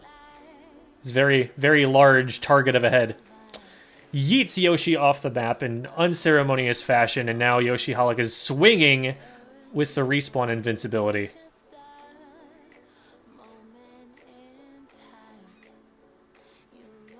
Dodges a grab, goes out there for the forward air, doesn't find it, misses the forward smash as well. Lucky breaks for Blake all around. Yoshi Holic saying, you can't just hide under that platform. I can sit on you from above it. And demonstrates. Tries to perfect shield the egg. Doesn't matter. The forward air is going to just come out too fast from Yoshi there. Blake on the defensive. Not where he wants to be right now, given that he's down a stock and some 60%. Goes for the neutral B, decides against it. Able to get a forward air out anyway. So some good damage there from Blake. Oof, that was a dangerous forward smash. Might have been punishable by a down B. Really small shield right now. I'm super worried for Blake's shield. Just runs out from underneath the platform, not even trying to deal with that. Pretty wise, I think, given how many times he's been hit by it so far. Goes for the up smash, doesn't find it, and he has yet to actually use the forward smash tech that he figured out recently against the stars there. Maybe just not predicting the down B when it's coming out. Maybe mispositioning. I don't know, but it seems like if you can hit a forward smash every time Yoshi goes for that read in neutral, I would definitely want to be trying that punish out. I'd want to try and shut down the down B as much as I can, because it's been such a powerful force in the matchup so far. Let's see what Blake can do. I don't think we've seen anything but Ness from Blake so far.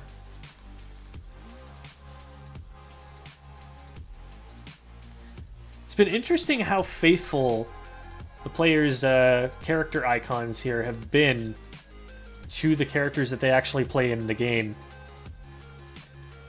It's really kind of a toss-up whether you see players actually go with the characters that are in that picture, or they're just like, well, I like this character, but not their in-game mechanics, so I'm going to represent them on the loading screen, but I'm actually going to play this guy.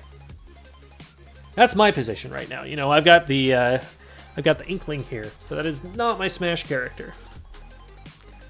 That is my Splatoon 2 character.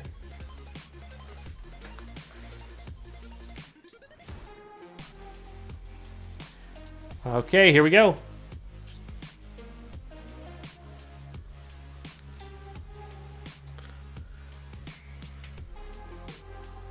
Same characters as before, no surprises there. To Yoshi's story, Blake trying to take the Yoshi to home field advantage. Ballsy move here. Working out for him so far, though. Some good damage on that opening exchange. I think the extra airspace is going to give Blake a little bit more room to work with, for one thing. You know, Ness's double jump is a weird floaty thing, but also going to give him a little bit of an advance warning for when Yoshi's going to try and come in. Now, what we haven't seen an awful lot from Yoshi Hulk that he's now pulling out is the use of the up B to gain space on the larger stage. Going for these up air strings off the top. Very dangerous territory for Blake right now, but the higher blast zone saves him a number of times. Doesn't matter, gets picked off the top platform anyway. Maybe the 5th or 6th time that the move gets thrown out.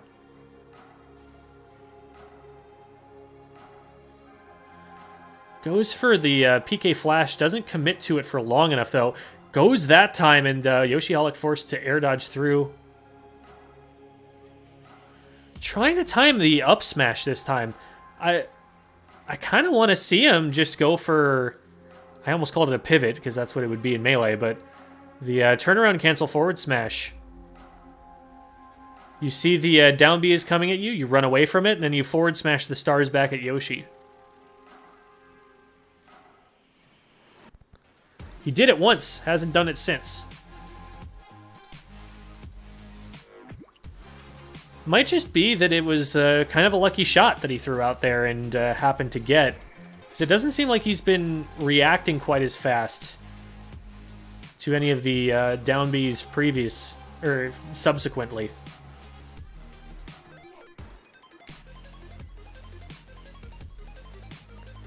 Snipes him out of the air with the PK Flash this time. Maybe Blake has finally found his timing there. He's been going for that against a lot of different opponents, and that was the first time I've seen it land today. Trying to bat the eggs back at him. Goes for an up tilt that gets punished with the down B. Another down B. So much damage on Blake right now, 92%. It's not looking too good for the chat favorite right now. Gets the dash attack. Goes for the PK flash again, and this time it's punished. Whew, Yoshi going way out there for that. And Blake lucky to be alive with how hard Yoshi is swinging for him. Great recovery there. Hits Yoshi back, air dodges the stage, does the efficient recovery so that he doesn't give Yoshi time to get back in position to edge guard.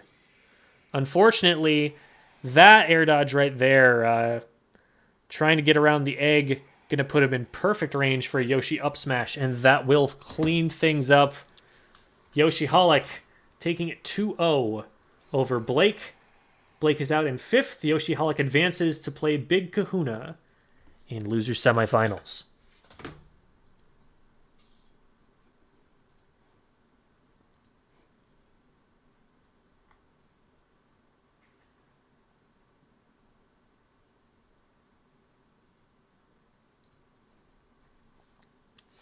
So Yoshi Holic should stay in the lobby here with us. It's, at this point, you know, you're on stream until you lose. That's the way to think about it. The Blake fan base will now move on. Salutes to you, Link Thompson. Thank you for being here for ya boy. I'm sure your boy appreciates the support. Out in a very respectable 5th place. Free Blake till it's backwards. Calb? What? You, sir. Thank you for commentating. They pay me to do it, so I'm happy to.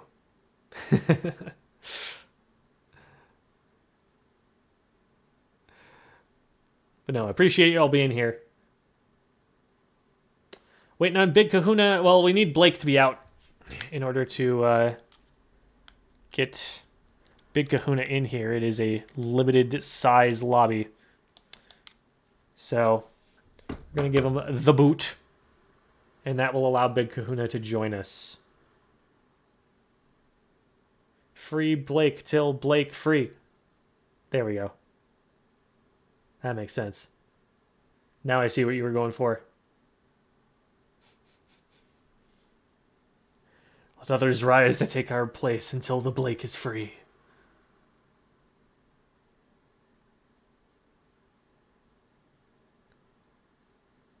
Well, the players that have risen to take Blake's place are now in here. We've got Sir Dub, who I must assume is Big Kahuna.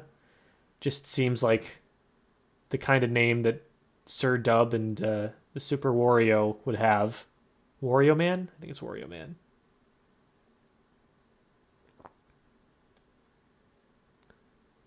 ADV multivitamin.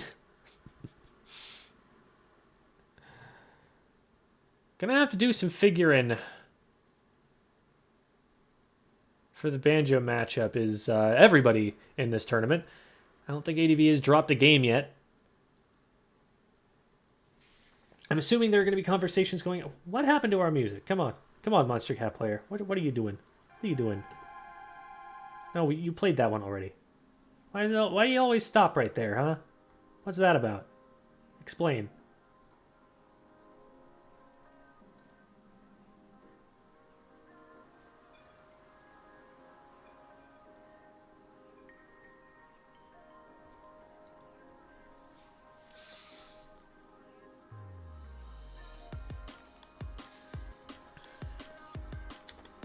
Darn, doesn't look like there is any snooping to be done. Can't see what it is they're saying about that, but this is not best of 5 yet. This is going to be best of 3. This is the match that gains you access to the best of 5s. So, let's see, where does Yoshi Holic come from? Yoshi Holic dropped 2-1 to Laser Toast. Is what happened in Winners Round 2. Laser Toast making it fairly far.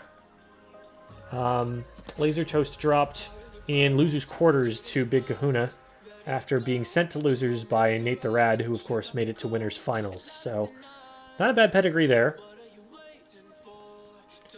Meanwhile, Yoshi Holic, after that, for what was for them a round 1 loss to Laser Toast, they had a bye around 1, but their first match of the day, they lost. And then they have won their way all the way through losers 3 sets in a row to make it up here to losers semis. So a pretty good run. And, you know, they looked pretty strong in that match just now. All right, here we go. Big Kahuna is playing a Rob. The Golden Rob. Golden Rob. Like golden rod. Golden. It's funny in my head. And already showing significantly greater respect to the Yoshi down B. Just kind of knows that it's coming and is putting out defensive options there. The defensive option not actually working out for him. But you can tell that it's just one of those moves that you watch out for against the Yoshi.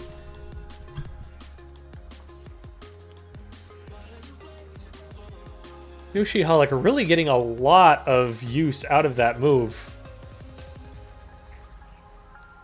You have to imagine, you know, with someone who's reacting to it as quickly as Big Kahuna is here, that that's going to stop working at some point here. But for now, Yoshi Holic has won themselves a lead. Stays way away from the ledge and doesn't actually take advantage there, so anybody's game at this point. Whew.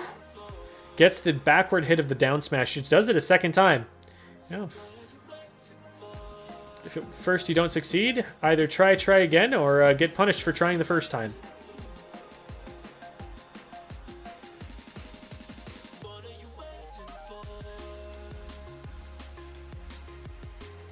And that side B does not quite finish it off. Yoshi, with their incredible air steer, able to get almost to the opposite end of the stage with that, but doesn't matter. Up aired off the top. Yoshi face plants in that cartoonish fashion that we so adore. Now, dead even. It's looking really close.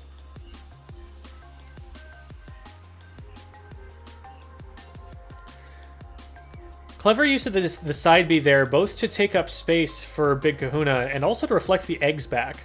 It's looking like a fairly safe approach option against this egg-heavy playstyle that Yoshi Holic is putting out.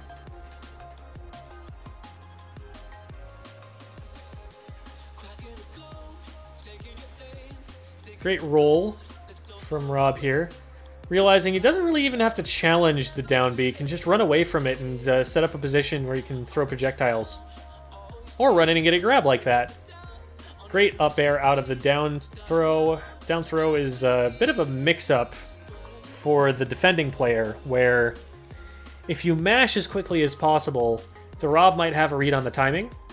And if you mash slower, you might actually throw them off. But you also want to mash out in such a way that they aren't able to just time an up smash or something and do even more damage than they would have been able to if you had mashed out earlier. Ooh. Catches him with just the last hit of the side B.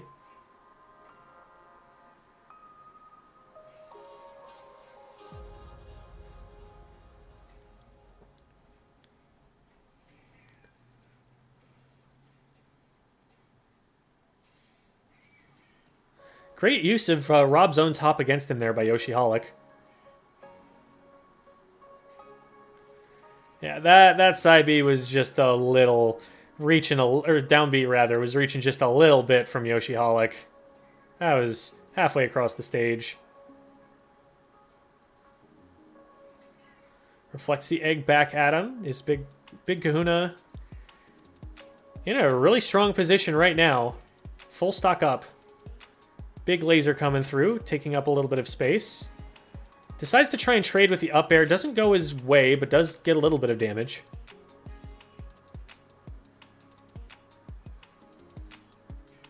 Forward smash from Yoshi Holic will absolutely do it.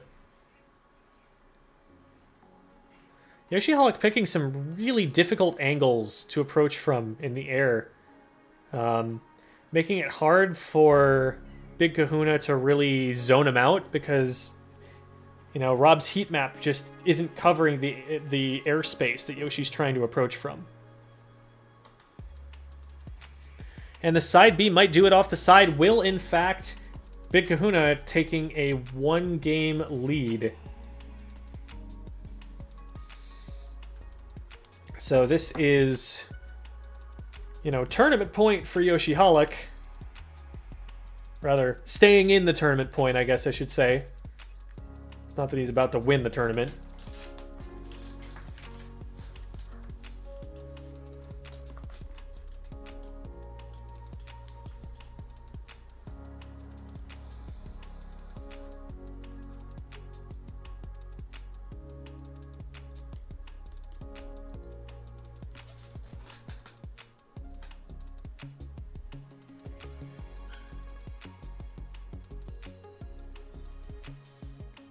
Discussing our counter picks, I'm sure.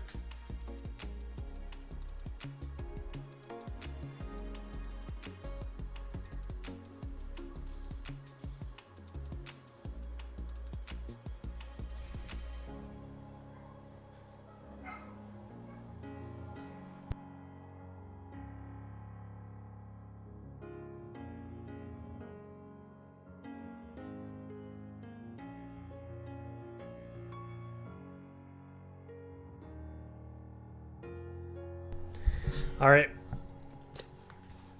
No character changes coming out here.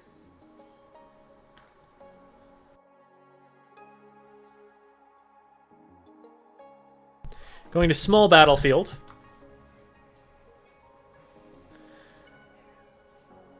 So we saw Yoshi Hollick able to put these platforms to pretty solid use in previous matches. I think it's a particular favorite play to down B through the platforms and surprise an opponent, thinking that the down B is just going to land. Saw it there.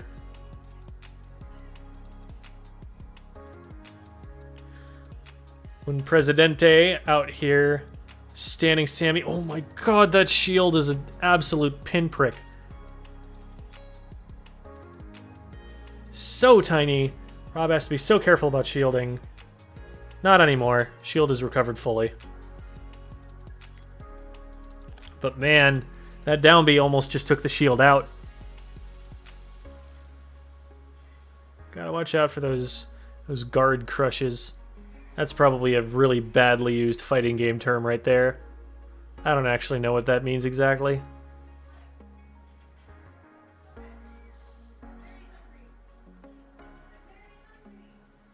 And we've got down throw into charged up smash. Yoshi deleted off the screen.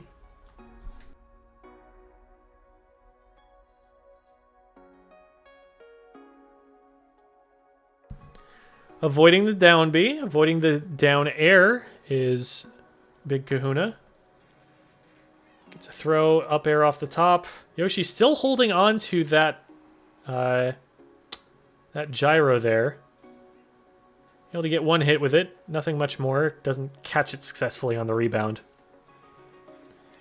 Up air off the top for Big Kahuna. Looking pretty grim for Yoshi Hollick. Has to find something. Has to get a stronger offense going. Because Big Kahuna has been kind of running circles around the down B attempts recently. Doing a good job of establishing space, and that's a great way to start it for Yoshi Hollick. Big forward air off the side. Oof. Takes a hefty chunk of damage from that back air, though. Great zone control coming out of Big Kahuna. Knows where Yoshi is strong and is just deciding to stay out of it. And apply the zoning pressure from where Rob is strong. Great laser. Snipes with the gyro. Yoshi just not going to make it back. Doesn't have the recovery built in to do it. Big Kahuna advances 2-0 over Yoshi Hollick.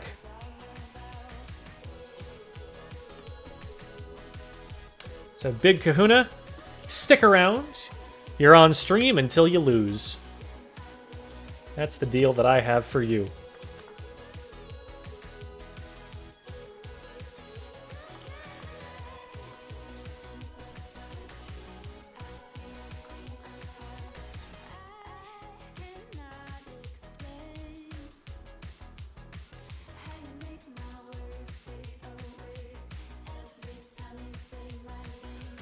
All right. It's nice how it says Yoshi Holic exited instead of was kicked. We have the arena set up so that only the correct number of players can be in here at a time, so I'm just making sure that our next player is able to jump in with speed. But a great tournament run for Yoshi Holic, making it a really long way through the losers bracket. You love to see one of those Cinderella story runs.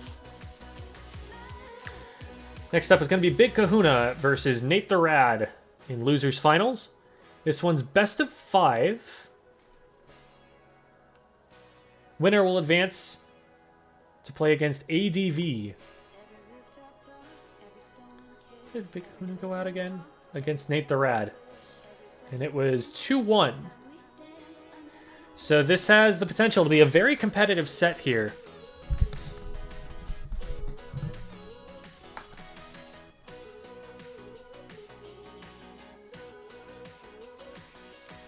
So Big Kahuna also, I think, making a really long losers run. Yeah, all the way back from losers round 1. So that's 1, 2, 3, 4. 4 sets in losers that they have had to overcome just to get back to this rematch. Later, Yoshi Holic. I appreciate that your tag is green on Twitch. That's a nice touch.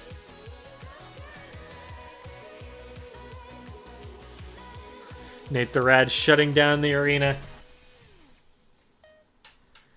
Nate heard you're here until you lose and took that as a challenge. That they are going to be the one to shut the arena down. Close it out. Alright, here we go. Losers final, starting on Final Destination.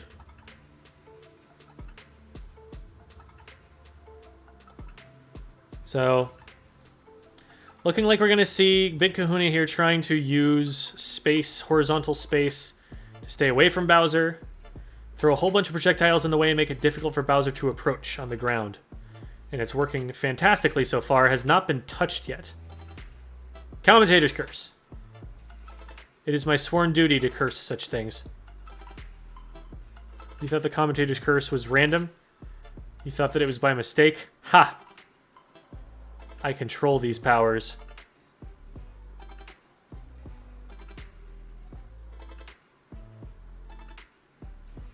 Ooh, you cannot recover that way against that Bowser. He is going to try and down B that. But Rob's recovery actually good enough to bring him back from the brink of destruction there, allowing him to get the first stock against Nate the Rad here. Forward tilt maybe a little bit ambitious, but Nate the Rad able to armor through and keep stage control here. Gets hit with a Nair, and the side B is going to do a little bit of damage. A little bit of damage on Bowser, though, not a big deal. Because Bowser's a big boy.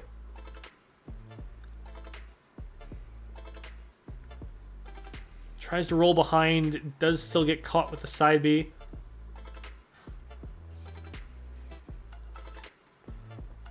Trade's definitely not going in Nate the Rad's favor right now. Is able to up B out of shield through that attack. Oof.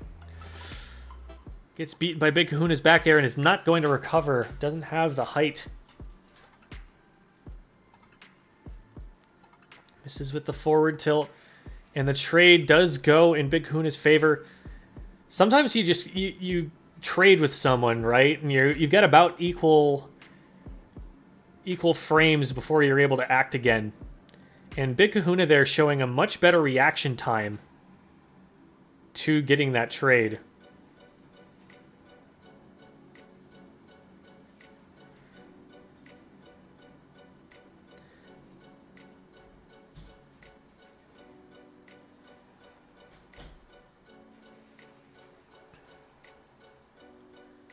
Big Kahuna just sitting real pretty with this full stock lead right now.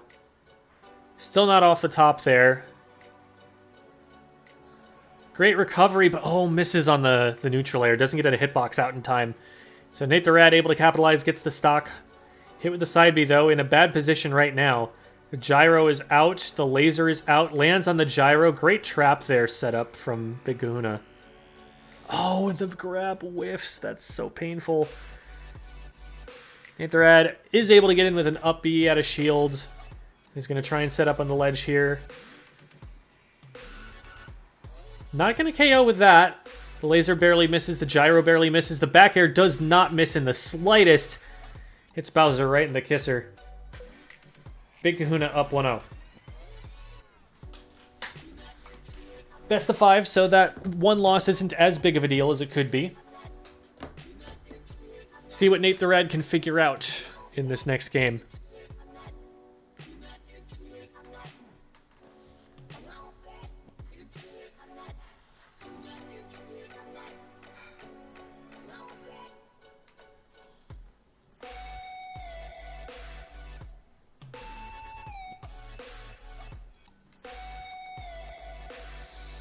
Nathorad sitting out to change the stage, of course. Does have the opportunity to change character here. It doesn't look like Big Kahuna is opting to do the same.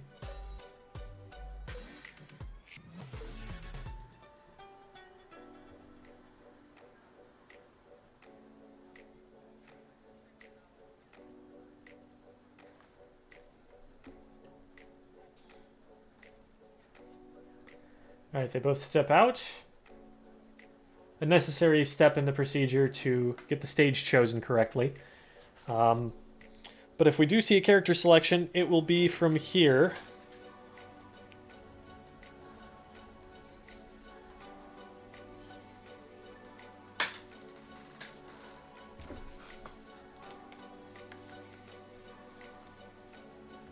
Squeak! Nah, I've got Palos Nair. It definitely roars. No question about it.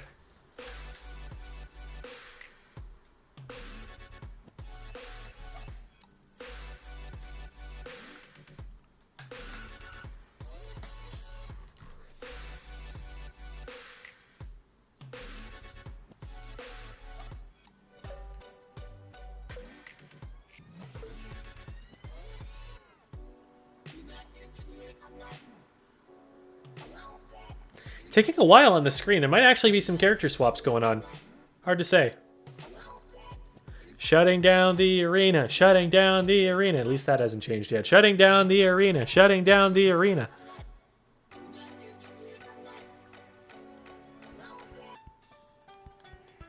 Nope, no character swap. Might have just been some hard thinking about what stage they wanted to play on.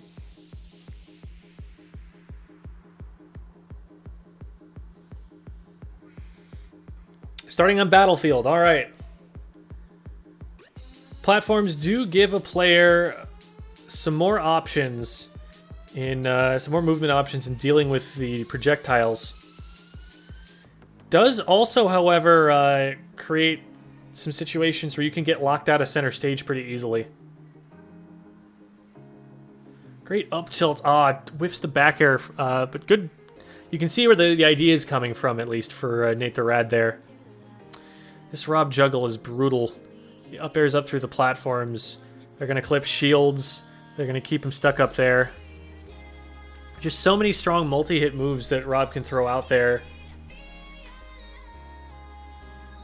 It's going to be a really tight timing challenge for Nathorad to be able to find a way around this.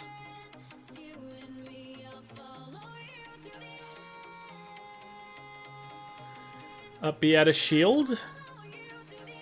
Nathorad goes for a down smash, but Big Kahuna is already way above it. Side B catches Nathorad. Another side B. He's going to start KOing if he hits it on the wrong side of the stage here. Or a forward smash, that works too. We take those.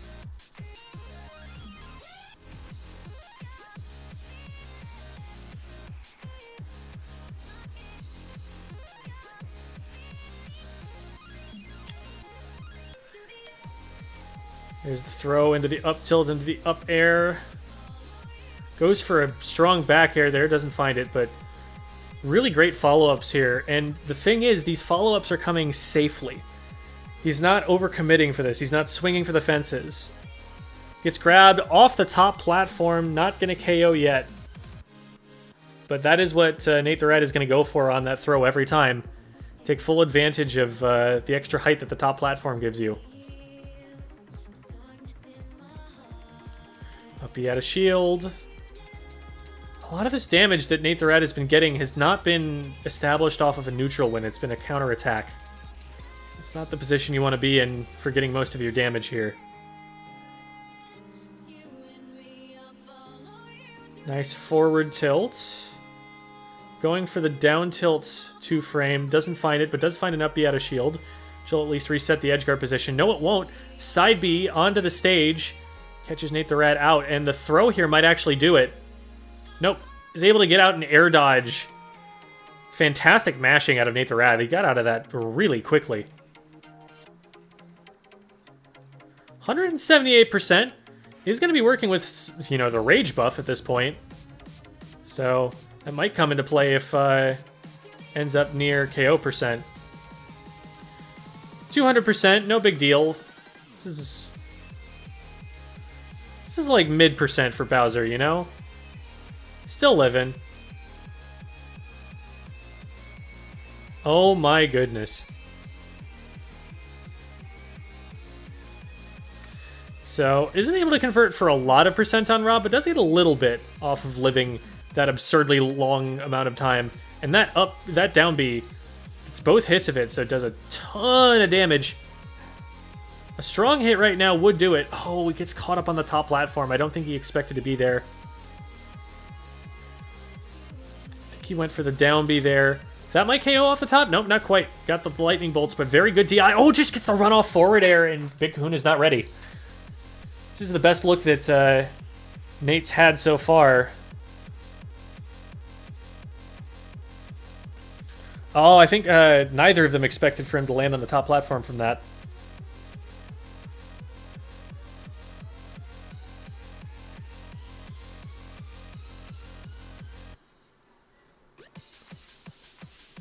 Platform's getting in the way of Nate's movement.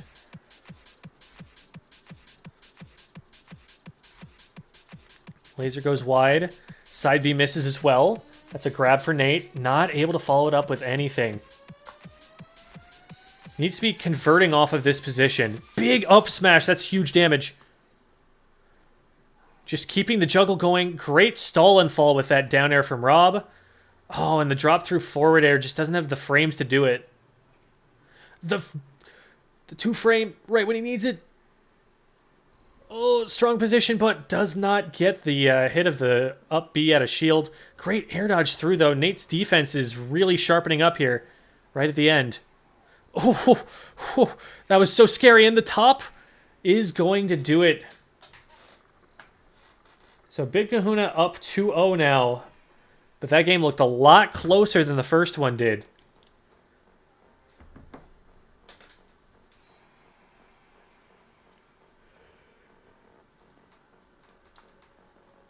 It's not over yet. This is one of our best of 5 sets. So it's got to be a 3-0 comeback, but it is possible.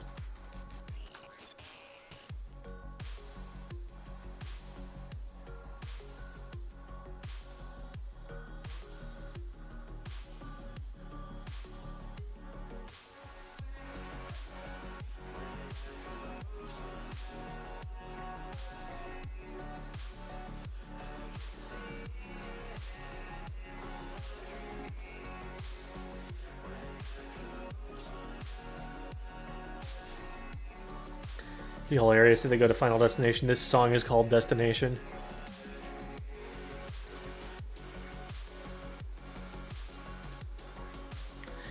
I'm wondering what kind of stage that Nate is going to want to go to here. He does want some platforms, but I feel like he doesn't want them to be in the way. Might do something like a Smashville. Might just go back to Battlefield. That one was close.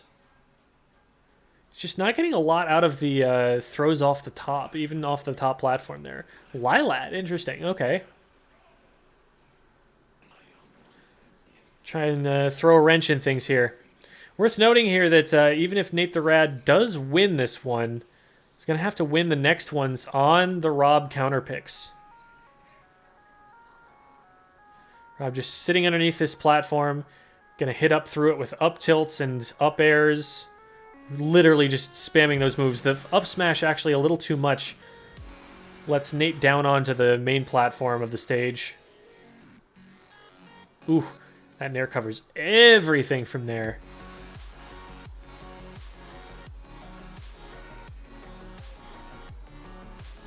This isn't the unemployment Link. Link is employed. Part of the Royal Guard.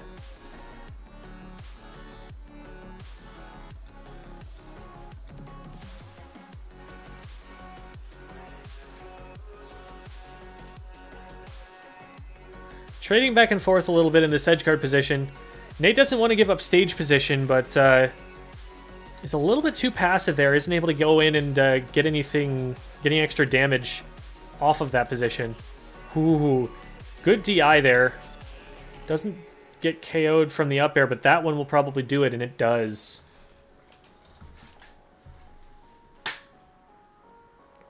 Immediately comes down, swats him away with the forward air. Tries to grab him with the down B spike there. Man, some great positioning here from Nate the Rad, but still needs to come up with the stock. Oh, well, Rob is out of fuel. So there he goes. Not a bad position for the Bowser at all here. Needs to stop getting grabbed, though.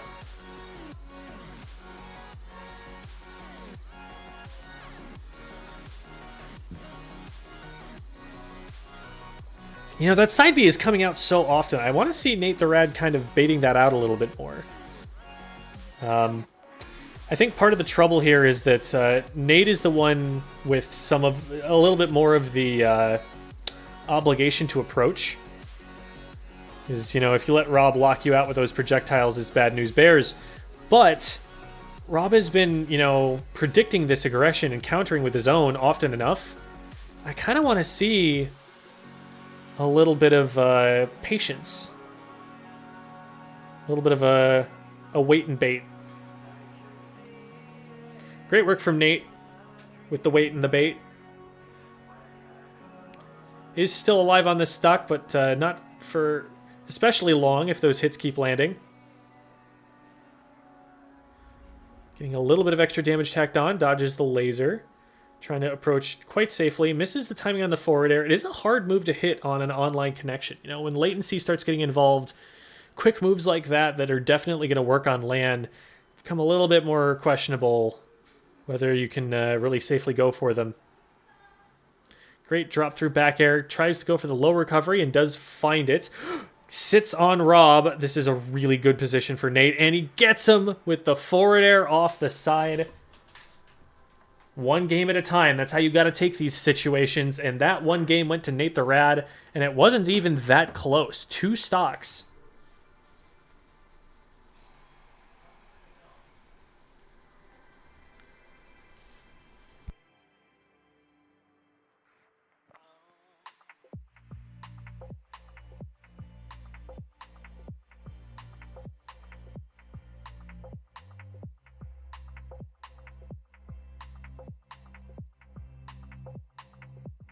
Remember, I was talking about how the characters don't match the profile pictures. We got a Wario and a Link in this lobby. That's definitely who they play, right?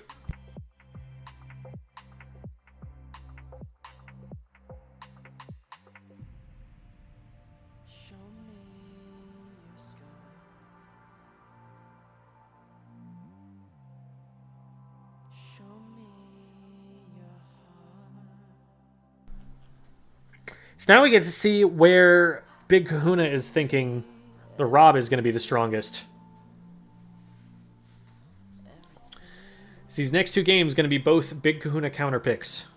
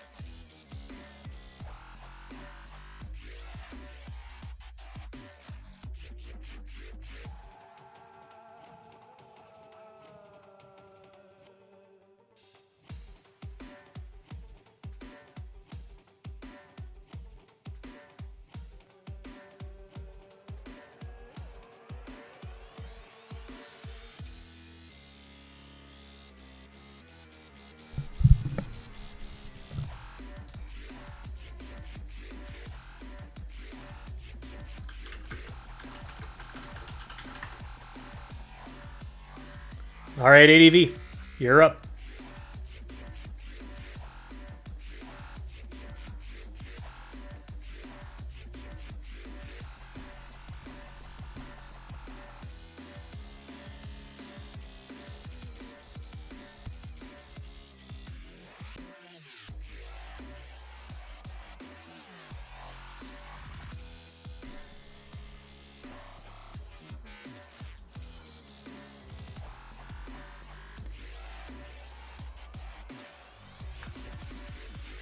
Very intense last stock. Goes all the way out there for forward air that had been working up until that point. But he telegraphed it just a little too much. Big Kahuna with the successful air steer around it.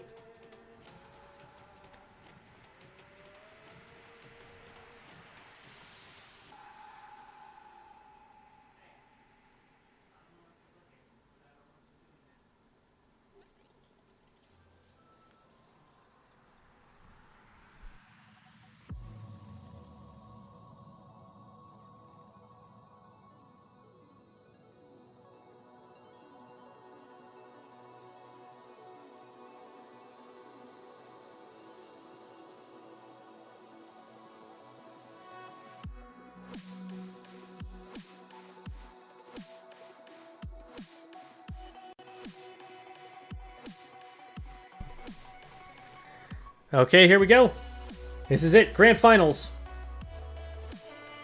Big Kahuna making it up from the loser's side to play against ADV. And we've got the Gruntilda colors coming out. The spooky, the zombie banjo.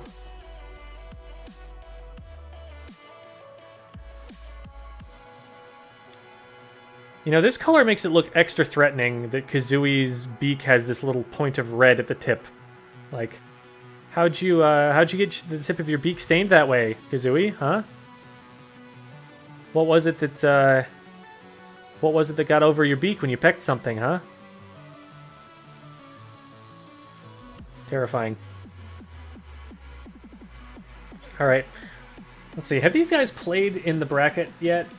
I don't think they have. Yeah, Big Kahuna was on the opposite end of winners from ADV, so there was not a chance that they run into each other even until winners finals, and Big Kahuna was out round 1 of winners bracket against Nate the Rad. Got his revenge there in losers finals, though, so Big Kahuna on a hot streak, riding that tournament momentum.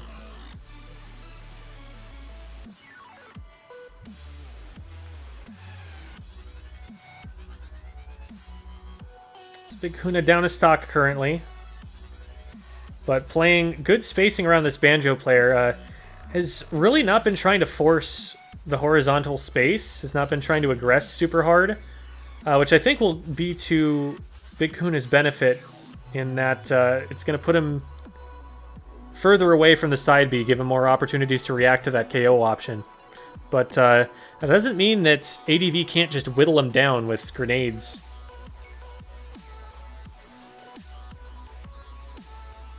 Up air off the top. Big Kahuna keeping the stocks even. A little bit low on percent. Platform actually saving him there.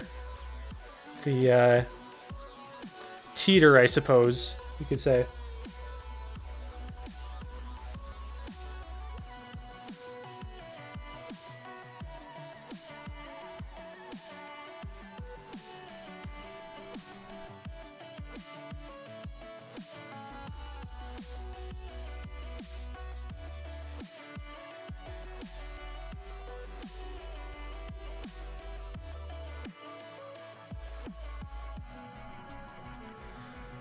Good spacing forward tilt from ADV.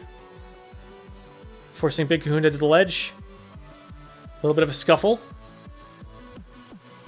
Big Kahuna trying to take some space here, but not finding the room to do it. Gets grabbed.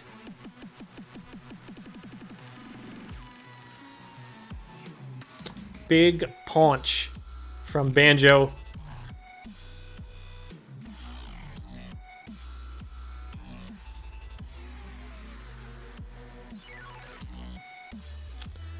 Gyro thrown up in the air. Let's see if he tries to throw him at it. Nope, doesn't.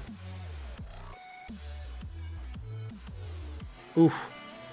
Armors through the laser. Doesn't do a ton of damage to Big Kahuna, though, and is only at 1 feather. So can only try that option one more time.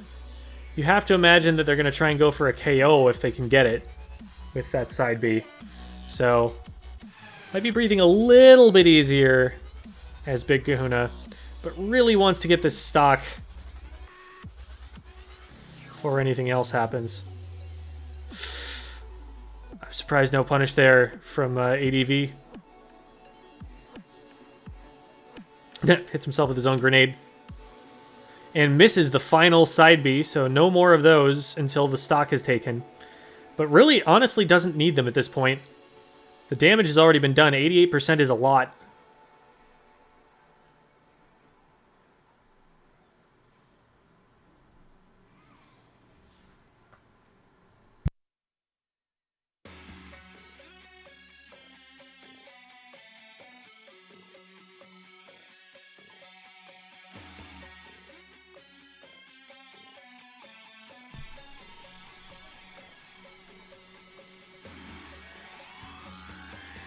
Big Kahuna is drawn pretty even. Runs right into the side B, though. Misjudges how far it's going to go. Oh my god, what a snipe.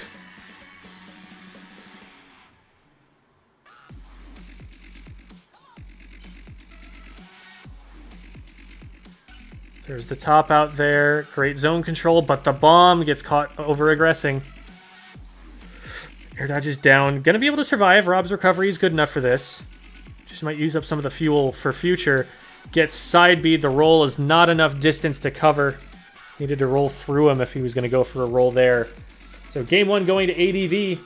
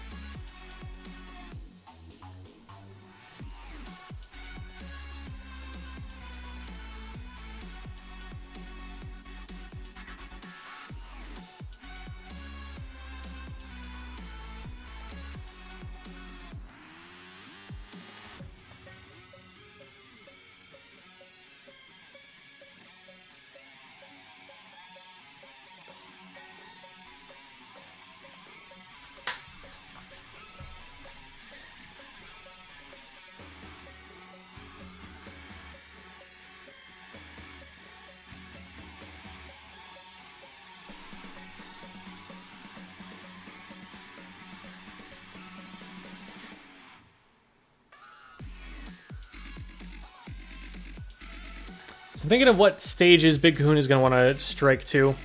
I think he likes his horizontal space. I think he wants a stage that lets him run away and use that space. Something like a Yoshi story might come into play here. Excuse me. So while the grenades are a pain in the butt, they don't actually bounce that far unless he picks it up and throws it. That's a bit more of a commitment than just dropping them out there. Going to Kalos, another understandable option here. And then I'd be able to use the platforms there as kind of a shelter against the falling bombs. So Banjo dropping the bombs down with them, you know, falling. Might, in some situations, allow them to bounce harmlessly off the platform instead of landing on Rob. Good tech there from Big Kahuna, but is still stuck on the ledge pretty badly here. Has to roll into an up smash, and honestly, that was the better trade. Otherwise, it just resets the position.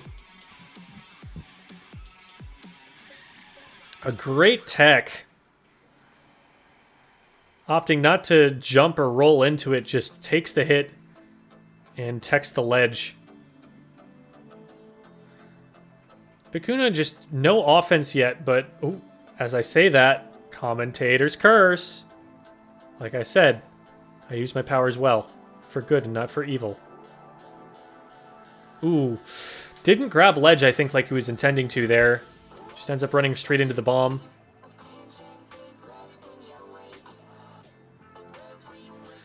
Going for a side B, and I feel like ADV's got that sniffed out, you know, a game ago.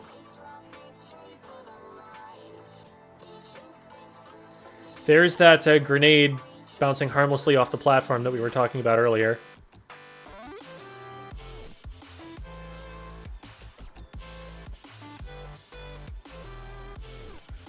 Goes for the full jump, the tournament winner. Does not get anything out of it. Good coverage from ADV.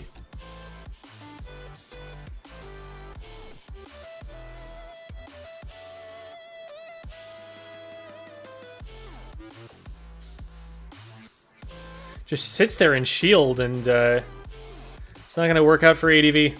Ooh! Uses the invincibility to get through the up smash there. So Big Kahuna down to last stock against 3 stocks of ADV.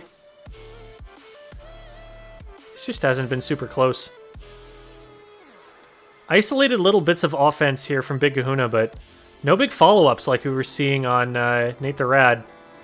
Finally gets a KO confirm. But was it too little too late? So we're going to have to really turn on the Jets here to make up all of this lost ground. Jets. Rob.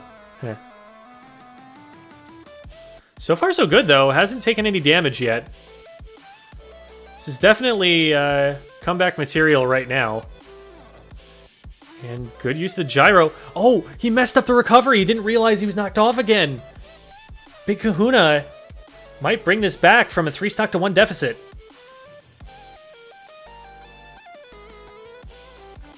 Great nair. Shields and is able to get a shield grab. Pops him out of his jump. Hits the gyro. My god. ADV just keeps jumping into that gyro. Doesn't want to roll up. Would rather get hit. I almost want to see him just wait the gyro out. Just sit there on the ledge for a bit. Or maybe ledge hop, try and land on the platform above. Trying to space around the shield here, but man, Big Kahuna just hasn't been touched in so long. Misses a back air. Might have been trying to go for a nair. I think that would have been a better option in the situation. It's a side B, though. Has ADV off stage. One of those side Bs is used. Only has 2 of them left. It's not going to kill if it's used right now. That might kill, though. Big Kahuna draws even in set 1 of Grand Finals.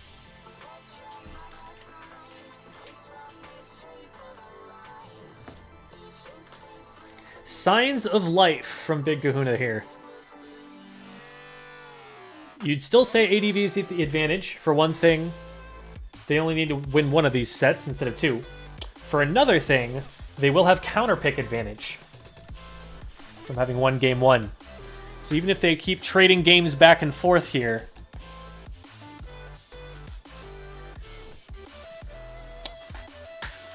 the last game of this set is going to be played on ADV's counterpick. If he doesn't win it right away. This counterpick right here. Oh yeah.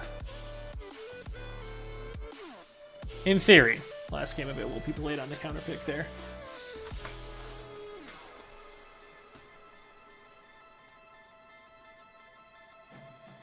No, the last game will... What am I saying? It's not important.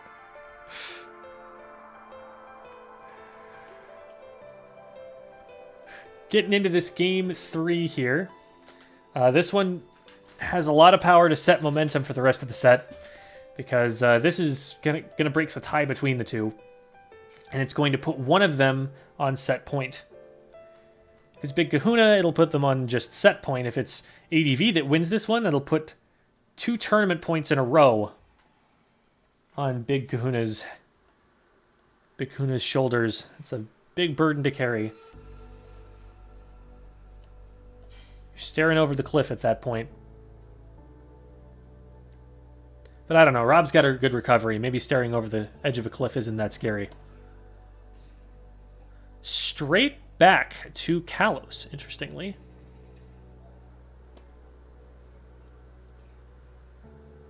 Wants to say that that last game was a fluke, I suppose. Or maybe he just really likes the stage for Banjo? I don't know. It's been a lot of counterpick decisions like this tonight.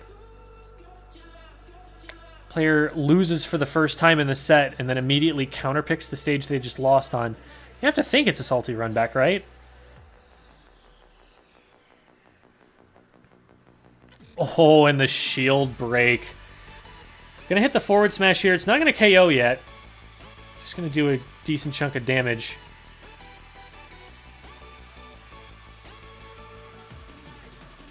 I'm surprised at that percent that they're not trying to set up for some kind of fancier, higher damage setup.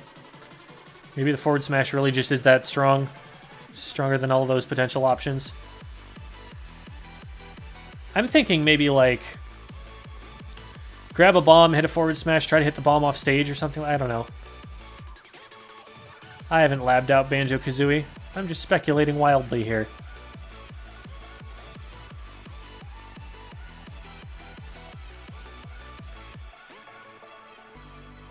Oh, tries to get a jump read, and Rob's not going to go for that jump there. They're perfectly fine just sitting on the ground being a turret.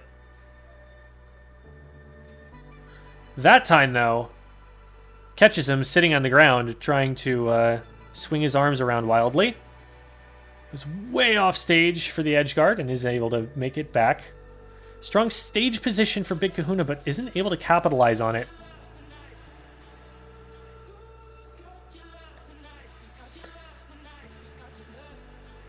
Grounds him, goes for the up smash, done. Clean. No damage taken until the respawn there, so pretty much dead even at this point.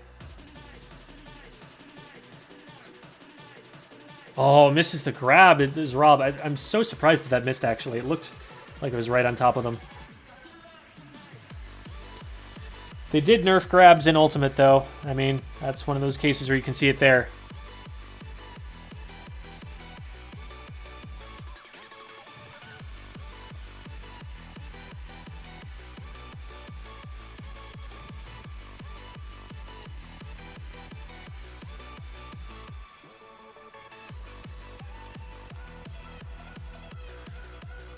So far, so even.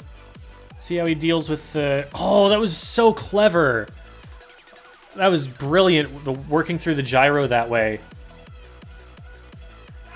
Ledge hops away, uses the grenade movement, and then goes straight through with the side B. Does a lot of shield damage. Didn't actually get an opening, though, and this is a position that Big Kahuna is still happy to be in. Oh, not anymore. Just gets taken out of the sky by a side B. Just holding his ground. Knows that he's got a good position still. Oh, didn't want to get grabbed there. These side Bs are a little bit ambitious. There's the down throw. Should be an up smash. There it is.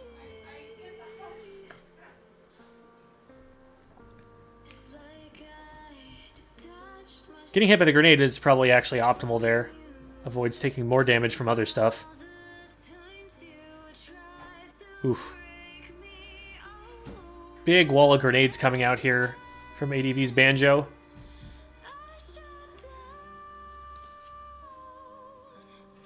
Swinging with a pretty randy forward smash, if I may say so myself. I am a Melee Marth player, so I know a randy F smash when I see one. Great side B, knowing that the attack is coming out from Rob and being in range to punish. ADV can't be too comfortable with this lead.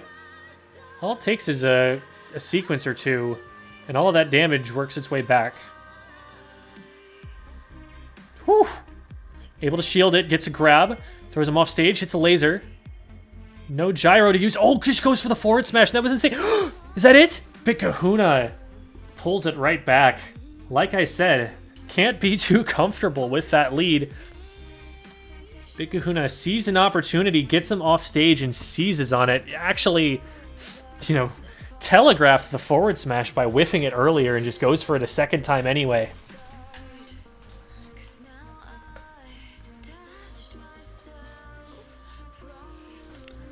Put enough pressure on the opponent off stage, and they want to get on stage really quickly.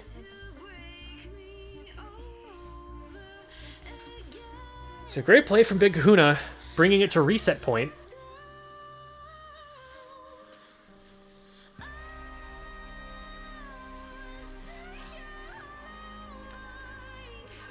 I don't think either of them left the ring, did they? So they're going back to the same stage for a third time.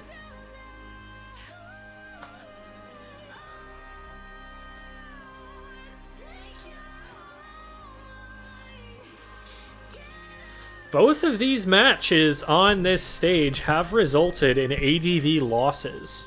And two of them, or one of them was by his own decision.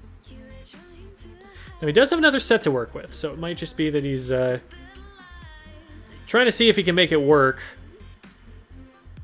But I don't know.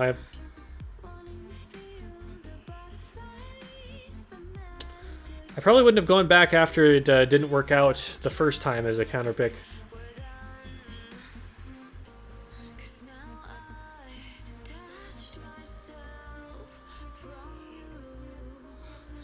It's just statistically speaking, you know, you look at a set, like a best of 3 set, there are vastly more 2-0s than there are 2-1s.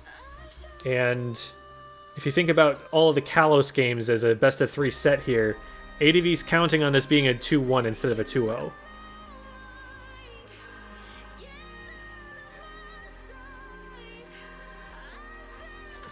The damage is definitely not in his favor right now. Gets sniped out by the gyro. That might just be it.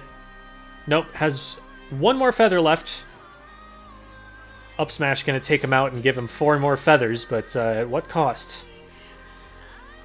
He stopped him in the opening frames of it. I didn't know that was possible, actually.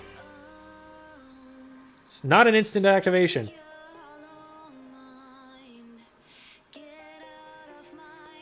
Able to catch the gyro and hit the up air at the same time. Great juggle option.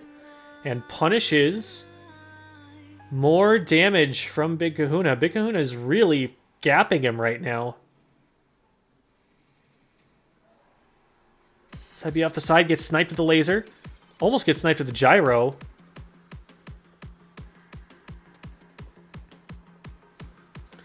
Nair will put him back off stage. Gets a gyro partly charged.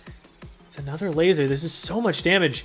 And like, yeah, he got the stock there, but 122. Just goes for it on the last one, trying to get an extra chunk of damage off of that. He's going to have to play the rest of it just a little bit more honestly, now that that invincible option is gone. Able to just take platform. A little bit too passive of an edge guard there from Big Kahuna to really close it out there. So, good play from ADV seeing that opening. Side B will take him out off the side, so Big Kahuna in the lead. Banjo comes out swinging. Whiffs 3 times in a row. Didn't mean to bounce off the side of the stage there, obviously. It has a really bizarre trajectory, the side B. It's kind of hard to predict, like, am I going to fall below the level of the stage here? To the point where, you know, even, as you can see, a Banjo main sometimes misses it.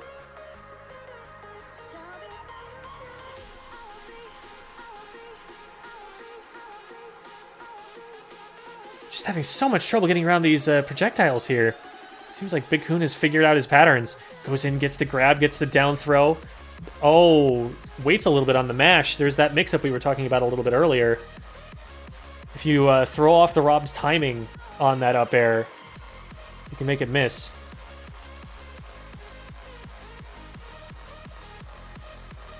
That might do it. Big Kahuna has reset the bracket.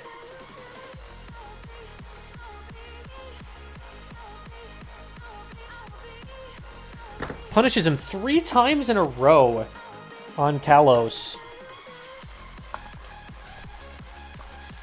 I really hope we don't see Kalos in the next set, at least not getting picked by ADV.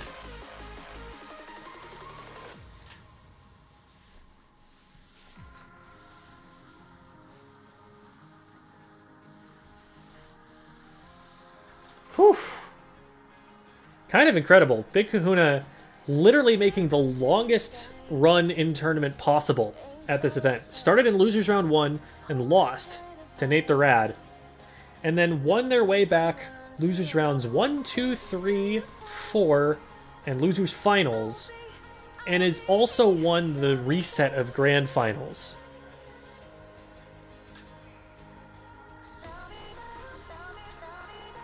So here we go again, starting on Pokemon Stadium 2.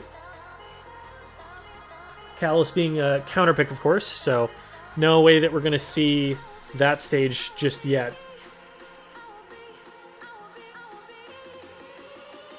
Really curious to see if people end up picking it, who ends up picking it.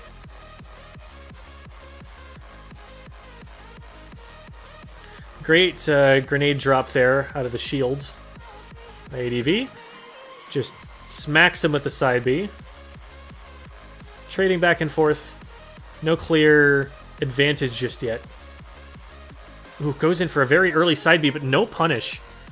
Whiffed grab from Big Kahuna. Trying to just snipe him out with the gyro and the laser. Gets him off the top of the up air. But Banjo is going to be able to recover from this. Having trouble finding his way in over the top of the projectiles. Doesn't really have a great aerial for covering that exact heat map, I suppose. Gets the grenade reflected by the side B there. That side B is just tremendously high priority. I say when his opponent is playing against a Banjo, but even so. Shield poke. Picks you up and hits you in the opposite direction sometimes. Reflects projectiles. It's really hard to hit him out.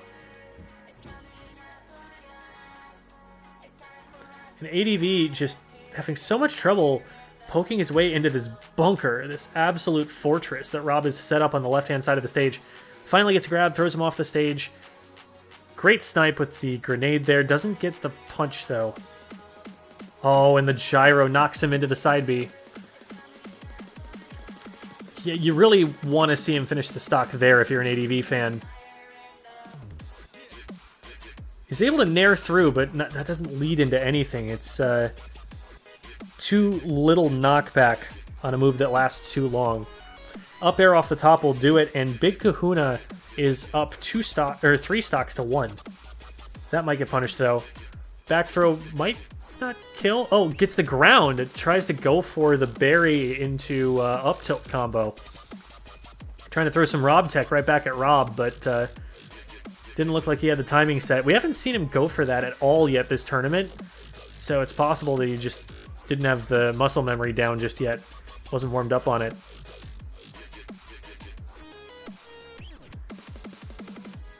Great grenade.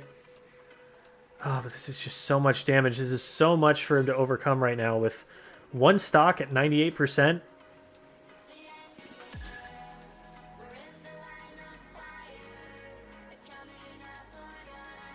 Great grenade drop and catch. Ooh, that was so close to hitting. Should be a berry into probably up air. Oh no, he goes for the up smash and ADV mashes out in time.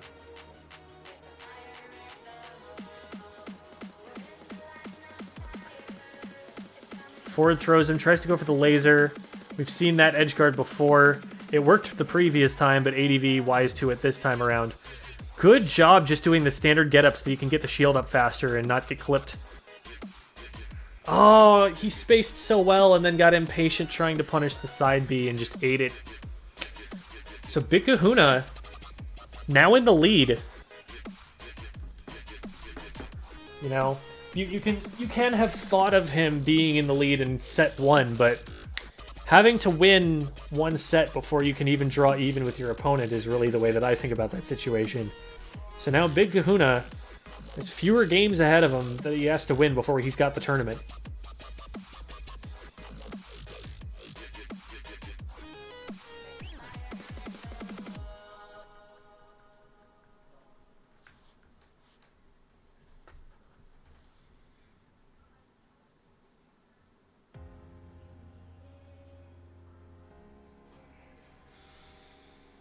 Same matchup. Where are we going? Please tell me we're not seeing Kalos again. I don't want to see ADV make that mistake a fourth time.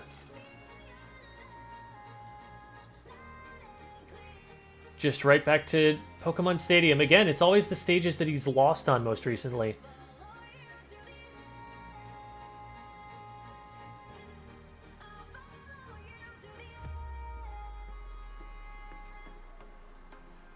think he got interrupted out of that side B, so I don't think he lost a feather. Correct. Still has that feather, and still does even after he got interrupted a second time.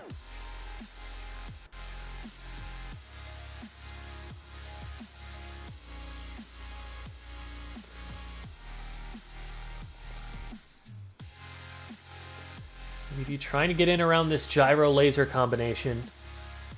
And, oh, such a good kite back there from Big Kahuna.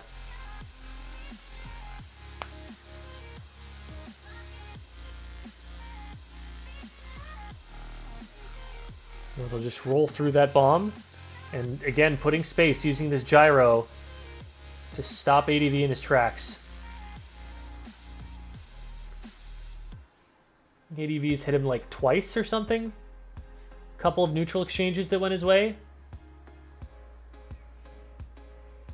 But every time they separate, so much more damage tacked on from lasers, from gyros, from engaging with a grab or a side B after Banjo tries to punish the lasers of the gyros.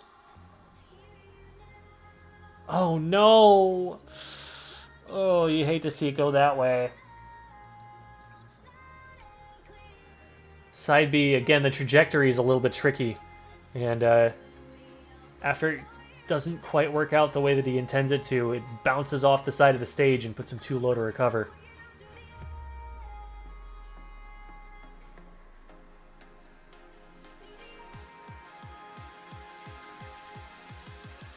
Big Kahuna stuck in the corner a little bit here.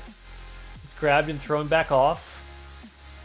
Ooh, laser gonna clear the way for him though. Able to get down with a safe nair. Back off stage, gets bombed, bounces off the side. No tech like we saw from before.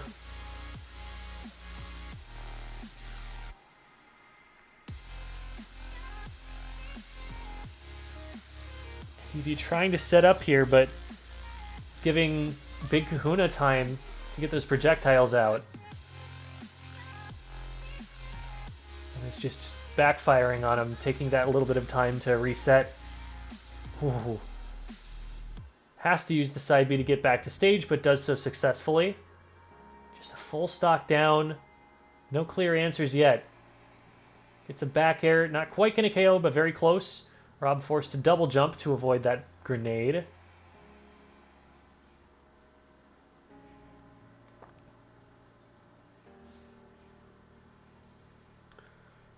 Oh, whiffs a grab, but the bomb is going to actually activate there and buy ADV some time. Almost gets sniped off the side. These lasers are starting to be deadly.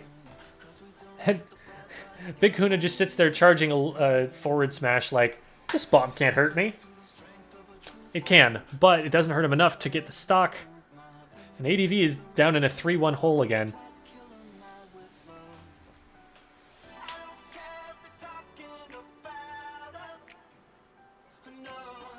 Great grab into forward throw, or forward air.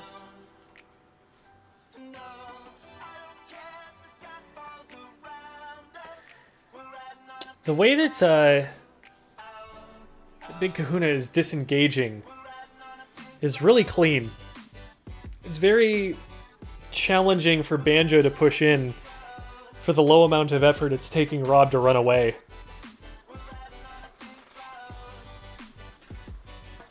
I think a lot of ADV's opponents have struggled to get around the grenades here, but he's not even getting close enough for the grenades to hit against the Rob with the laser that spans so much of the stage and the gyro that takes up that one bit of space that you might want to use to approach him.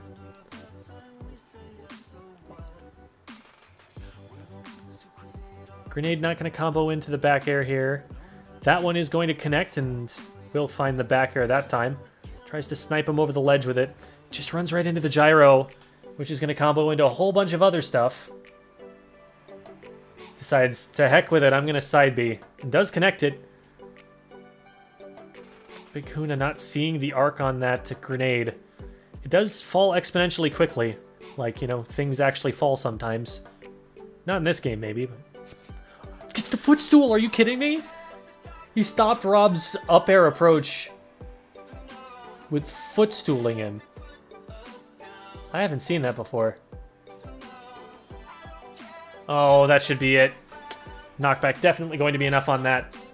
And now we find ADV down 2 games to 1, or 2 games to 0, rather. 3 tournament points in a row for Big Kahuna. If he wins any one of the next 3, Big Kahuna is this tournament's Big Kahuna. Nate the Rad believes in the comeback, though. Let's see if ADV believes in the comeback. Salty run back, straight back to Pokemon Stadium 2. We've seen this pattern of stage selection before. Did not pay off in the last set.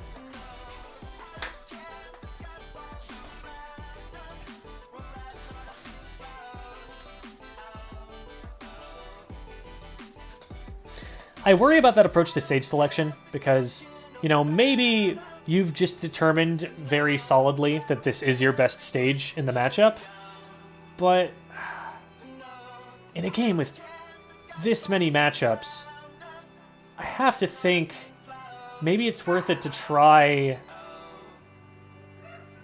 something else out.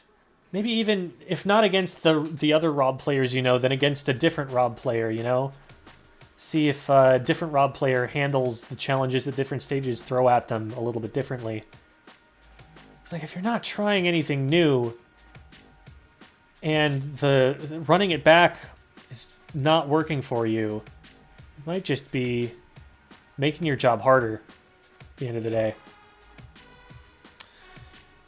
Right now, I think Big Kahuna has been hit once. ADV's in some trouble on this stock. Great air dodge through. Gets to the ground. Gets a jab combo.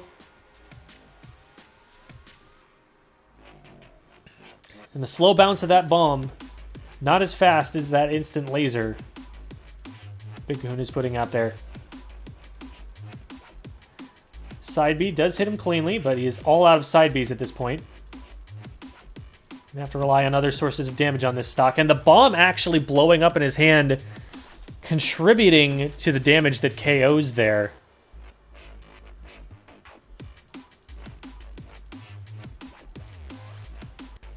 Rob at the funny number percent.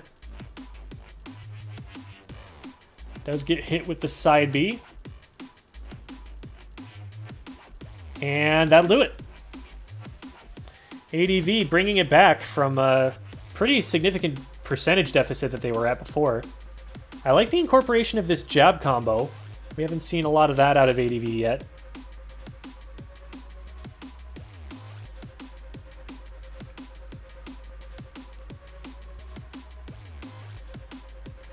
Side B, ADV has to remember from Rob, is going to reflect the grenades back at him.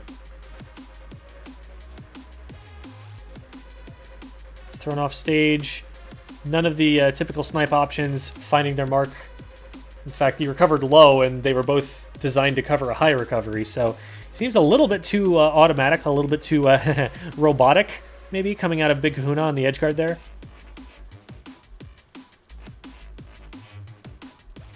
Need him to win so I can borrow the Switch.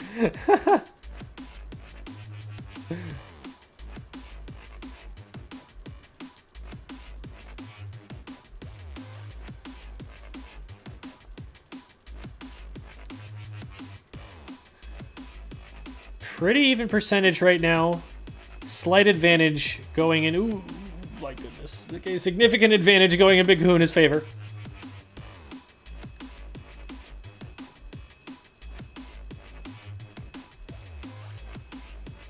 Banjo's a little bit tanky, but Rob's not going to die yet at this percent. Accidental footstool there, I think. Oh, the laser actually hits max range before it hits anything. 175 for Banjo right now, and still isn't quite getting Rob to KO percent. Needs some kind of a setup here, and he's not going to find it on this stock. Side B takes him out. So this is potential tournament stock for Big Kahuna. If he's able to take this one, that would be everything. That would be it.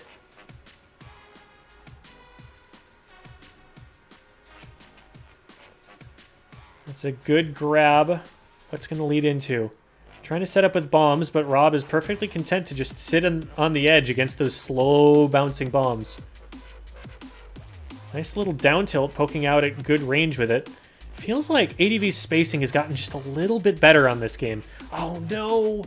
The platform eats his side B as he falls down onto it. Again, that trajectory is so tricky. Does connect with that side B, is able to take out Rob, so... Needs to win this stock for the tournament.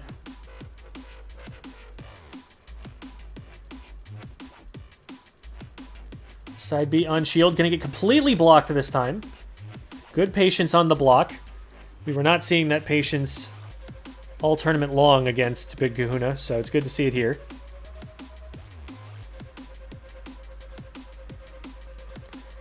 Yeah, good patience on ADV's part so far. Just hasn't found an opening just yet. There's one. Oof. Only has 2 of those left. He's trying to burn one of them right away. Does do so. I want to see him maybe trying to pick the gyro up. Because you can deny it from Rob if you're able to keep it in your hand. That takes away one of the zone control options. Gets a grab off of the whiffed side B. ADV is being real patient about that and gets the punch, and it does it. ADV is still in this event. Bit of a nail biter at the end, but we're seeing some strong play coming out of ADV. He's using his brain, being a little patient, finding ways in around Rob's constant barrage of lasers and gyros.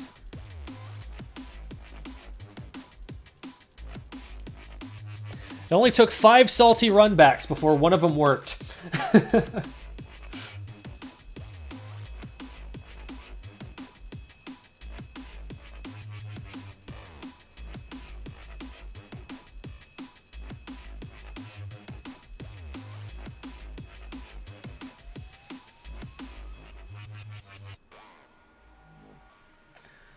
So we're going to have a discussion about the stage for once, since we can't just go for a salty run back. There are going to be stage bans involved.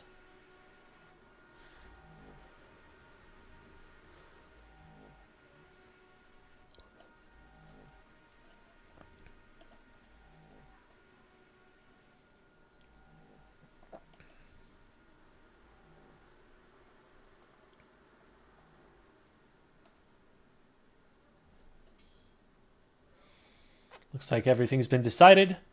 Big Kahuna hops out of the lobby to get the character and the stage locked in. ADV does the same.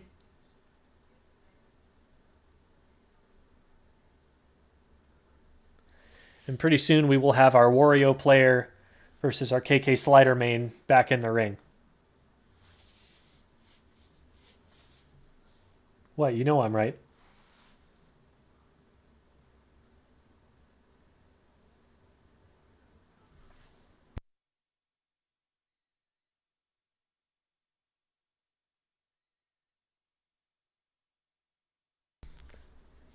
Is this a character switch?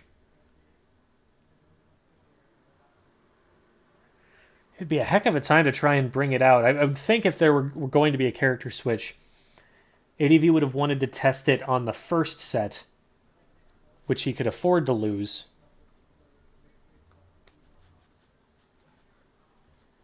Definitely a lot of thinking going on one way or another.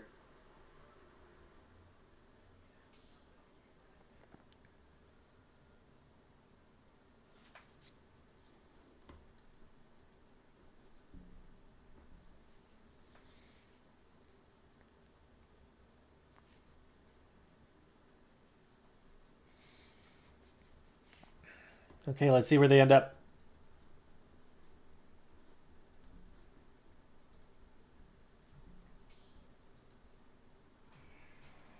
Nope, same characters. So it's just a question of which stage they're going to.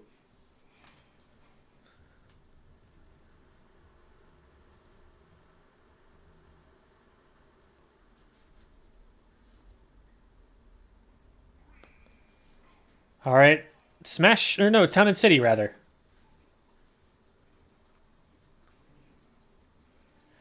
Great option to just shield there and let the grenade do the work.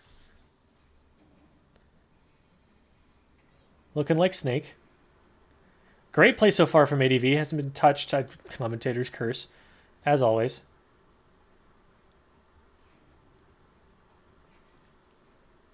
Yeah, it's low bouncing grenade. Just not putting enough zoning pressure on the Rob from the center of the stage. Needs to find a way in, and then it's going to start doing some damage. It's a good look so far for ADV. Hit robot with bird.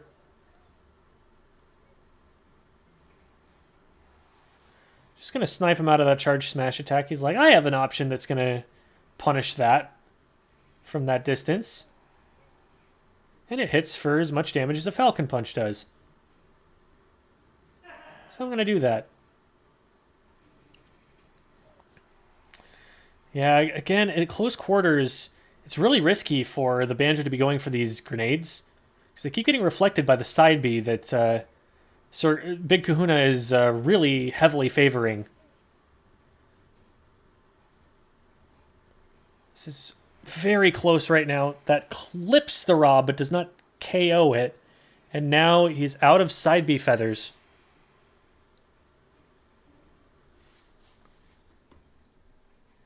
Excuse me, where's my music? Play, please.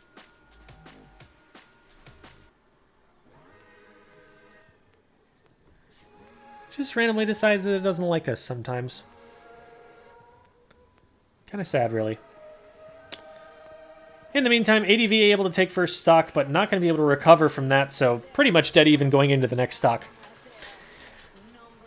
Sometimes both players go up to ridiculously high percent, stay there for a really long time, and then doesn't matter because they just both get KO'd at the same time.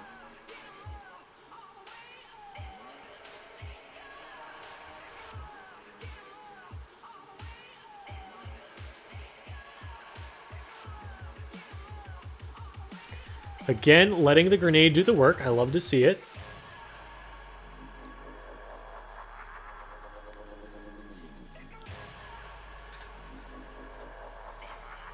Great dash attack. I like the aggression there and able to grab the grenade away from it as well.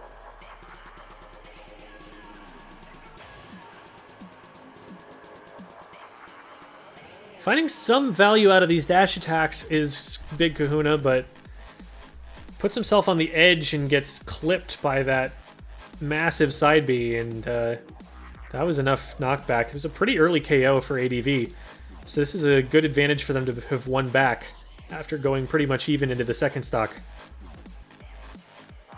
Great falling back air. Just holding shield, playing really patient. Goes in for an impatient grab as I say that.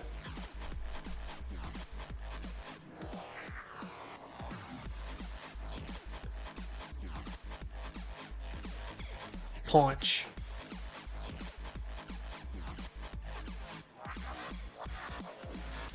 Goes for a pretty telegraphed stall and fall down air. That's going to give Big Kahuna a good opening to try and get an edge guard out of this.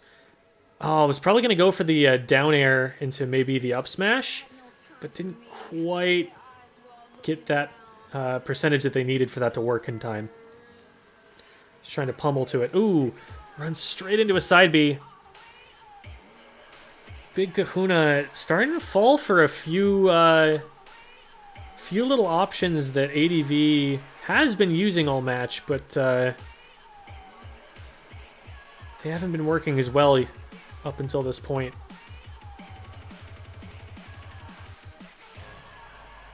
And there it is. Rob, if there's one weakness that could be said to his recovery, it's that he doesn't descend very quickly if he has to recover high. And so ADV able to meet that recovery on the way up. Dear God, this is a Game 9 Grand Finals.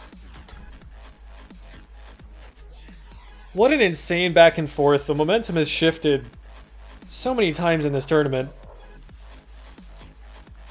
Be a heck of an event for Big Kahuna to come out on top after literally the longest tournament run possible.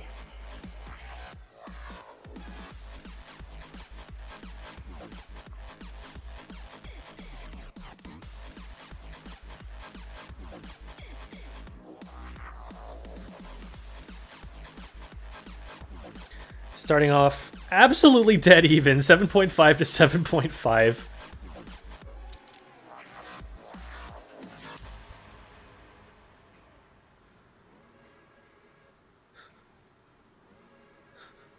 It is your turn to hit me once. No, it is your turn to hit me once.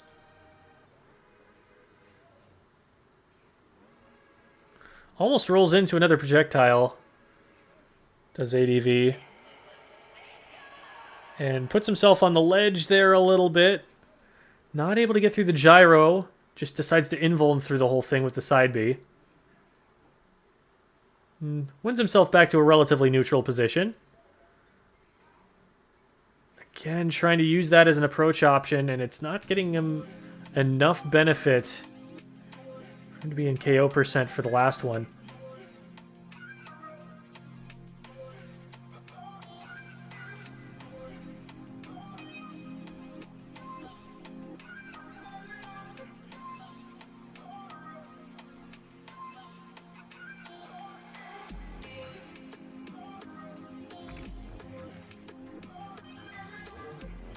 Oh, and we're all out of feathers. At this point, doesn't necessarily need them. Rob's at a pretty high percent. You know, that attack will definitely KO second time it hits. Back air is also in a pretty dangerous range for Banjo. So. Whoop. Just, has to stop and shield, and a few too many things to focus on at once. Oh, but Rob doesn't angle that back to avoid the shield grab, and so ADV just gets a free back throw KO.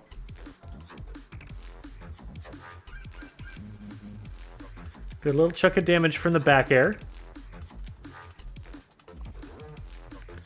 Side B not quite going to KO, but very close to it. Hits the snipe with the laser. Great air dodge through the gyro. Doesn't air dodge through the second gyro, though. So much damage now. 175 is a lot. Grab, down throw, up smash. Air dodged through. Great mashing.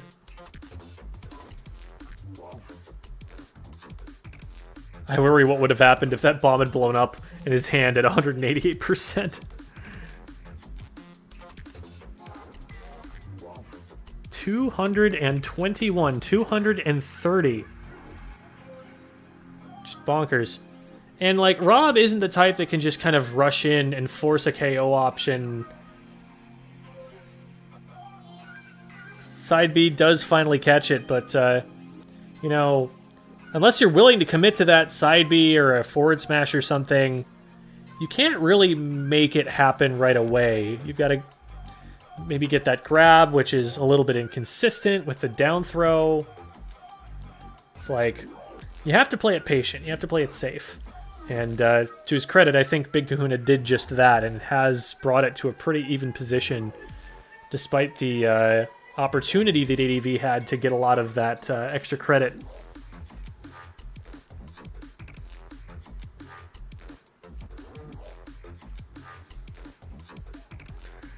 Just insanely even right now.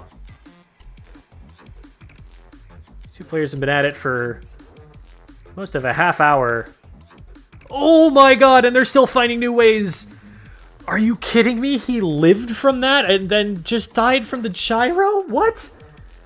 Oh my god. And clips him off the stage with the side B. His invincibility runs out, and apparently that hits over the edge. I didn't know. I'm sure Big Kahuna didn't know.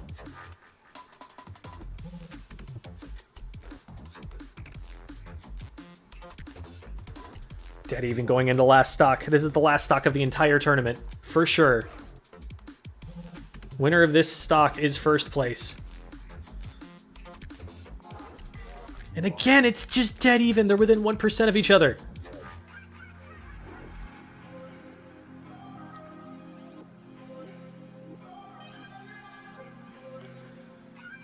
ADV trying to find a way in. Super neutral, but keeps getting clipped by like lasers and gyros here and there. Just trying to roll in and present his back to the Rob so that he can drop a grenade on him. Gets one. That's a great stage position for Banjo to be in. Isn't able to capitalize. Oh, and has to jump away to avoid getting hit by his own Grenade. Side B's through, make up some of that damage and get the stage position back. Only has 2 of those left. That almost KO'd. That was so close. Rob has to do something about that grenade. Just rolls a whole bunch and makes a miss, ultimately. I mean, I'd call it a panic roll, but it worked. Clips him out of the side B just in time. Would have been a big threat if that had gone off. He knows now the ADV wants that side B here. He's going to do it at any opportunity. You can see Rob playing way more passively. Only 1 side B left from Banjo. You have to think he really wants to make it count. He wants to get the KO with that. He's definitely threatening it. He's set that idea in his head that the side B is coming. Back air. We've seen it KO before. Not yet. And it rolls through the forward smash. The forward smash was too slow. He had the idea right. Just didn't cover fast enough. And the side B is out. That's the last side B that Banjo's going to have. He's got to find another move to finish this off with. It's also worth noting, there are 30 seconds left in this match. This could go to time. Side B, not going to do it, but that does put Rob at a significant percent advantage. He could try to play the clock. No! Banjo just can't recover from that, and that is it. Big kahuna. With only like 20 seconds left on the clock there. Does take the tournament. My goodness. What a set between those players. Game 9 Grand Finals. Absolutely insane. Big GG's to our players today. Lots of close sets. Big Kahuna winning the tournament out in losers round 1. Gets through 5 rounds of losers bracket, resets the bracket, and then wins Grand Finals set 2 on game 5. What a storyline. We don't see tournaments like that very often. That one was intense. So I had a great time. I hope you all had a great time. If you had a great time, please go back to your activities people, College of Charleston, and let them know you had a great time so that we can have a great time again sometime. How's that sound? Probably sounded overly complicated because it was, but you know, I think it's a great idea. Anyway, we have been Bravest Esports. Thank you all for sticking around with us for so long. GG's to everybody. Got some great players out there and a really strong scene. We love to see, you know, this much participation in an event like this. So glad that everyone was able to come out. Thank you all in the chat who stayed around and watched. It was a heck of a grand finals that you guys get to watch for sticking around even after you were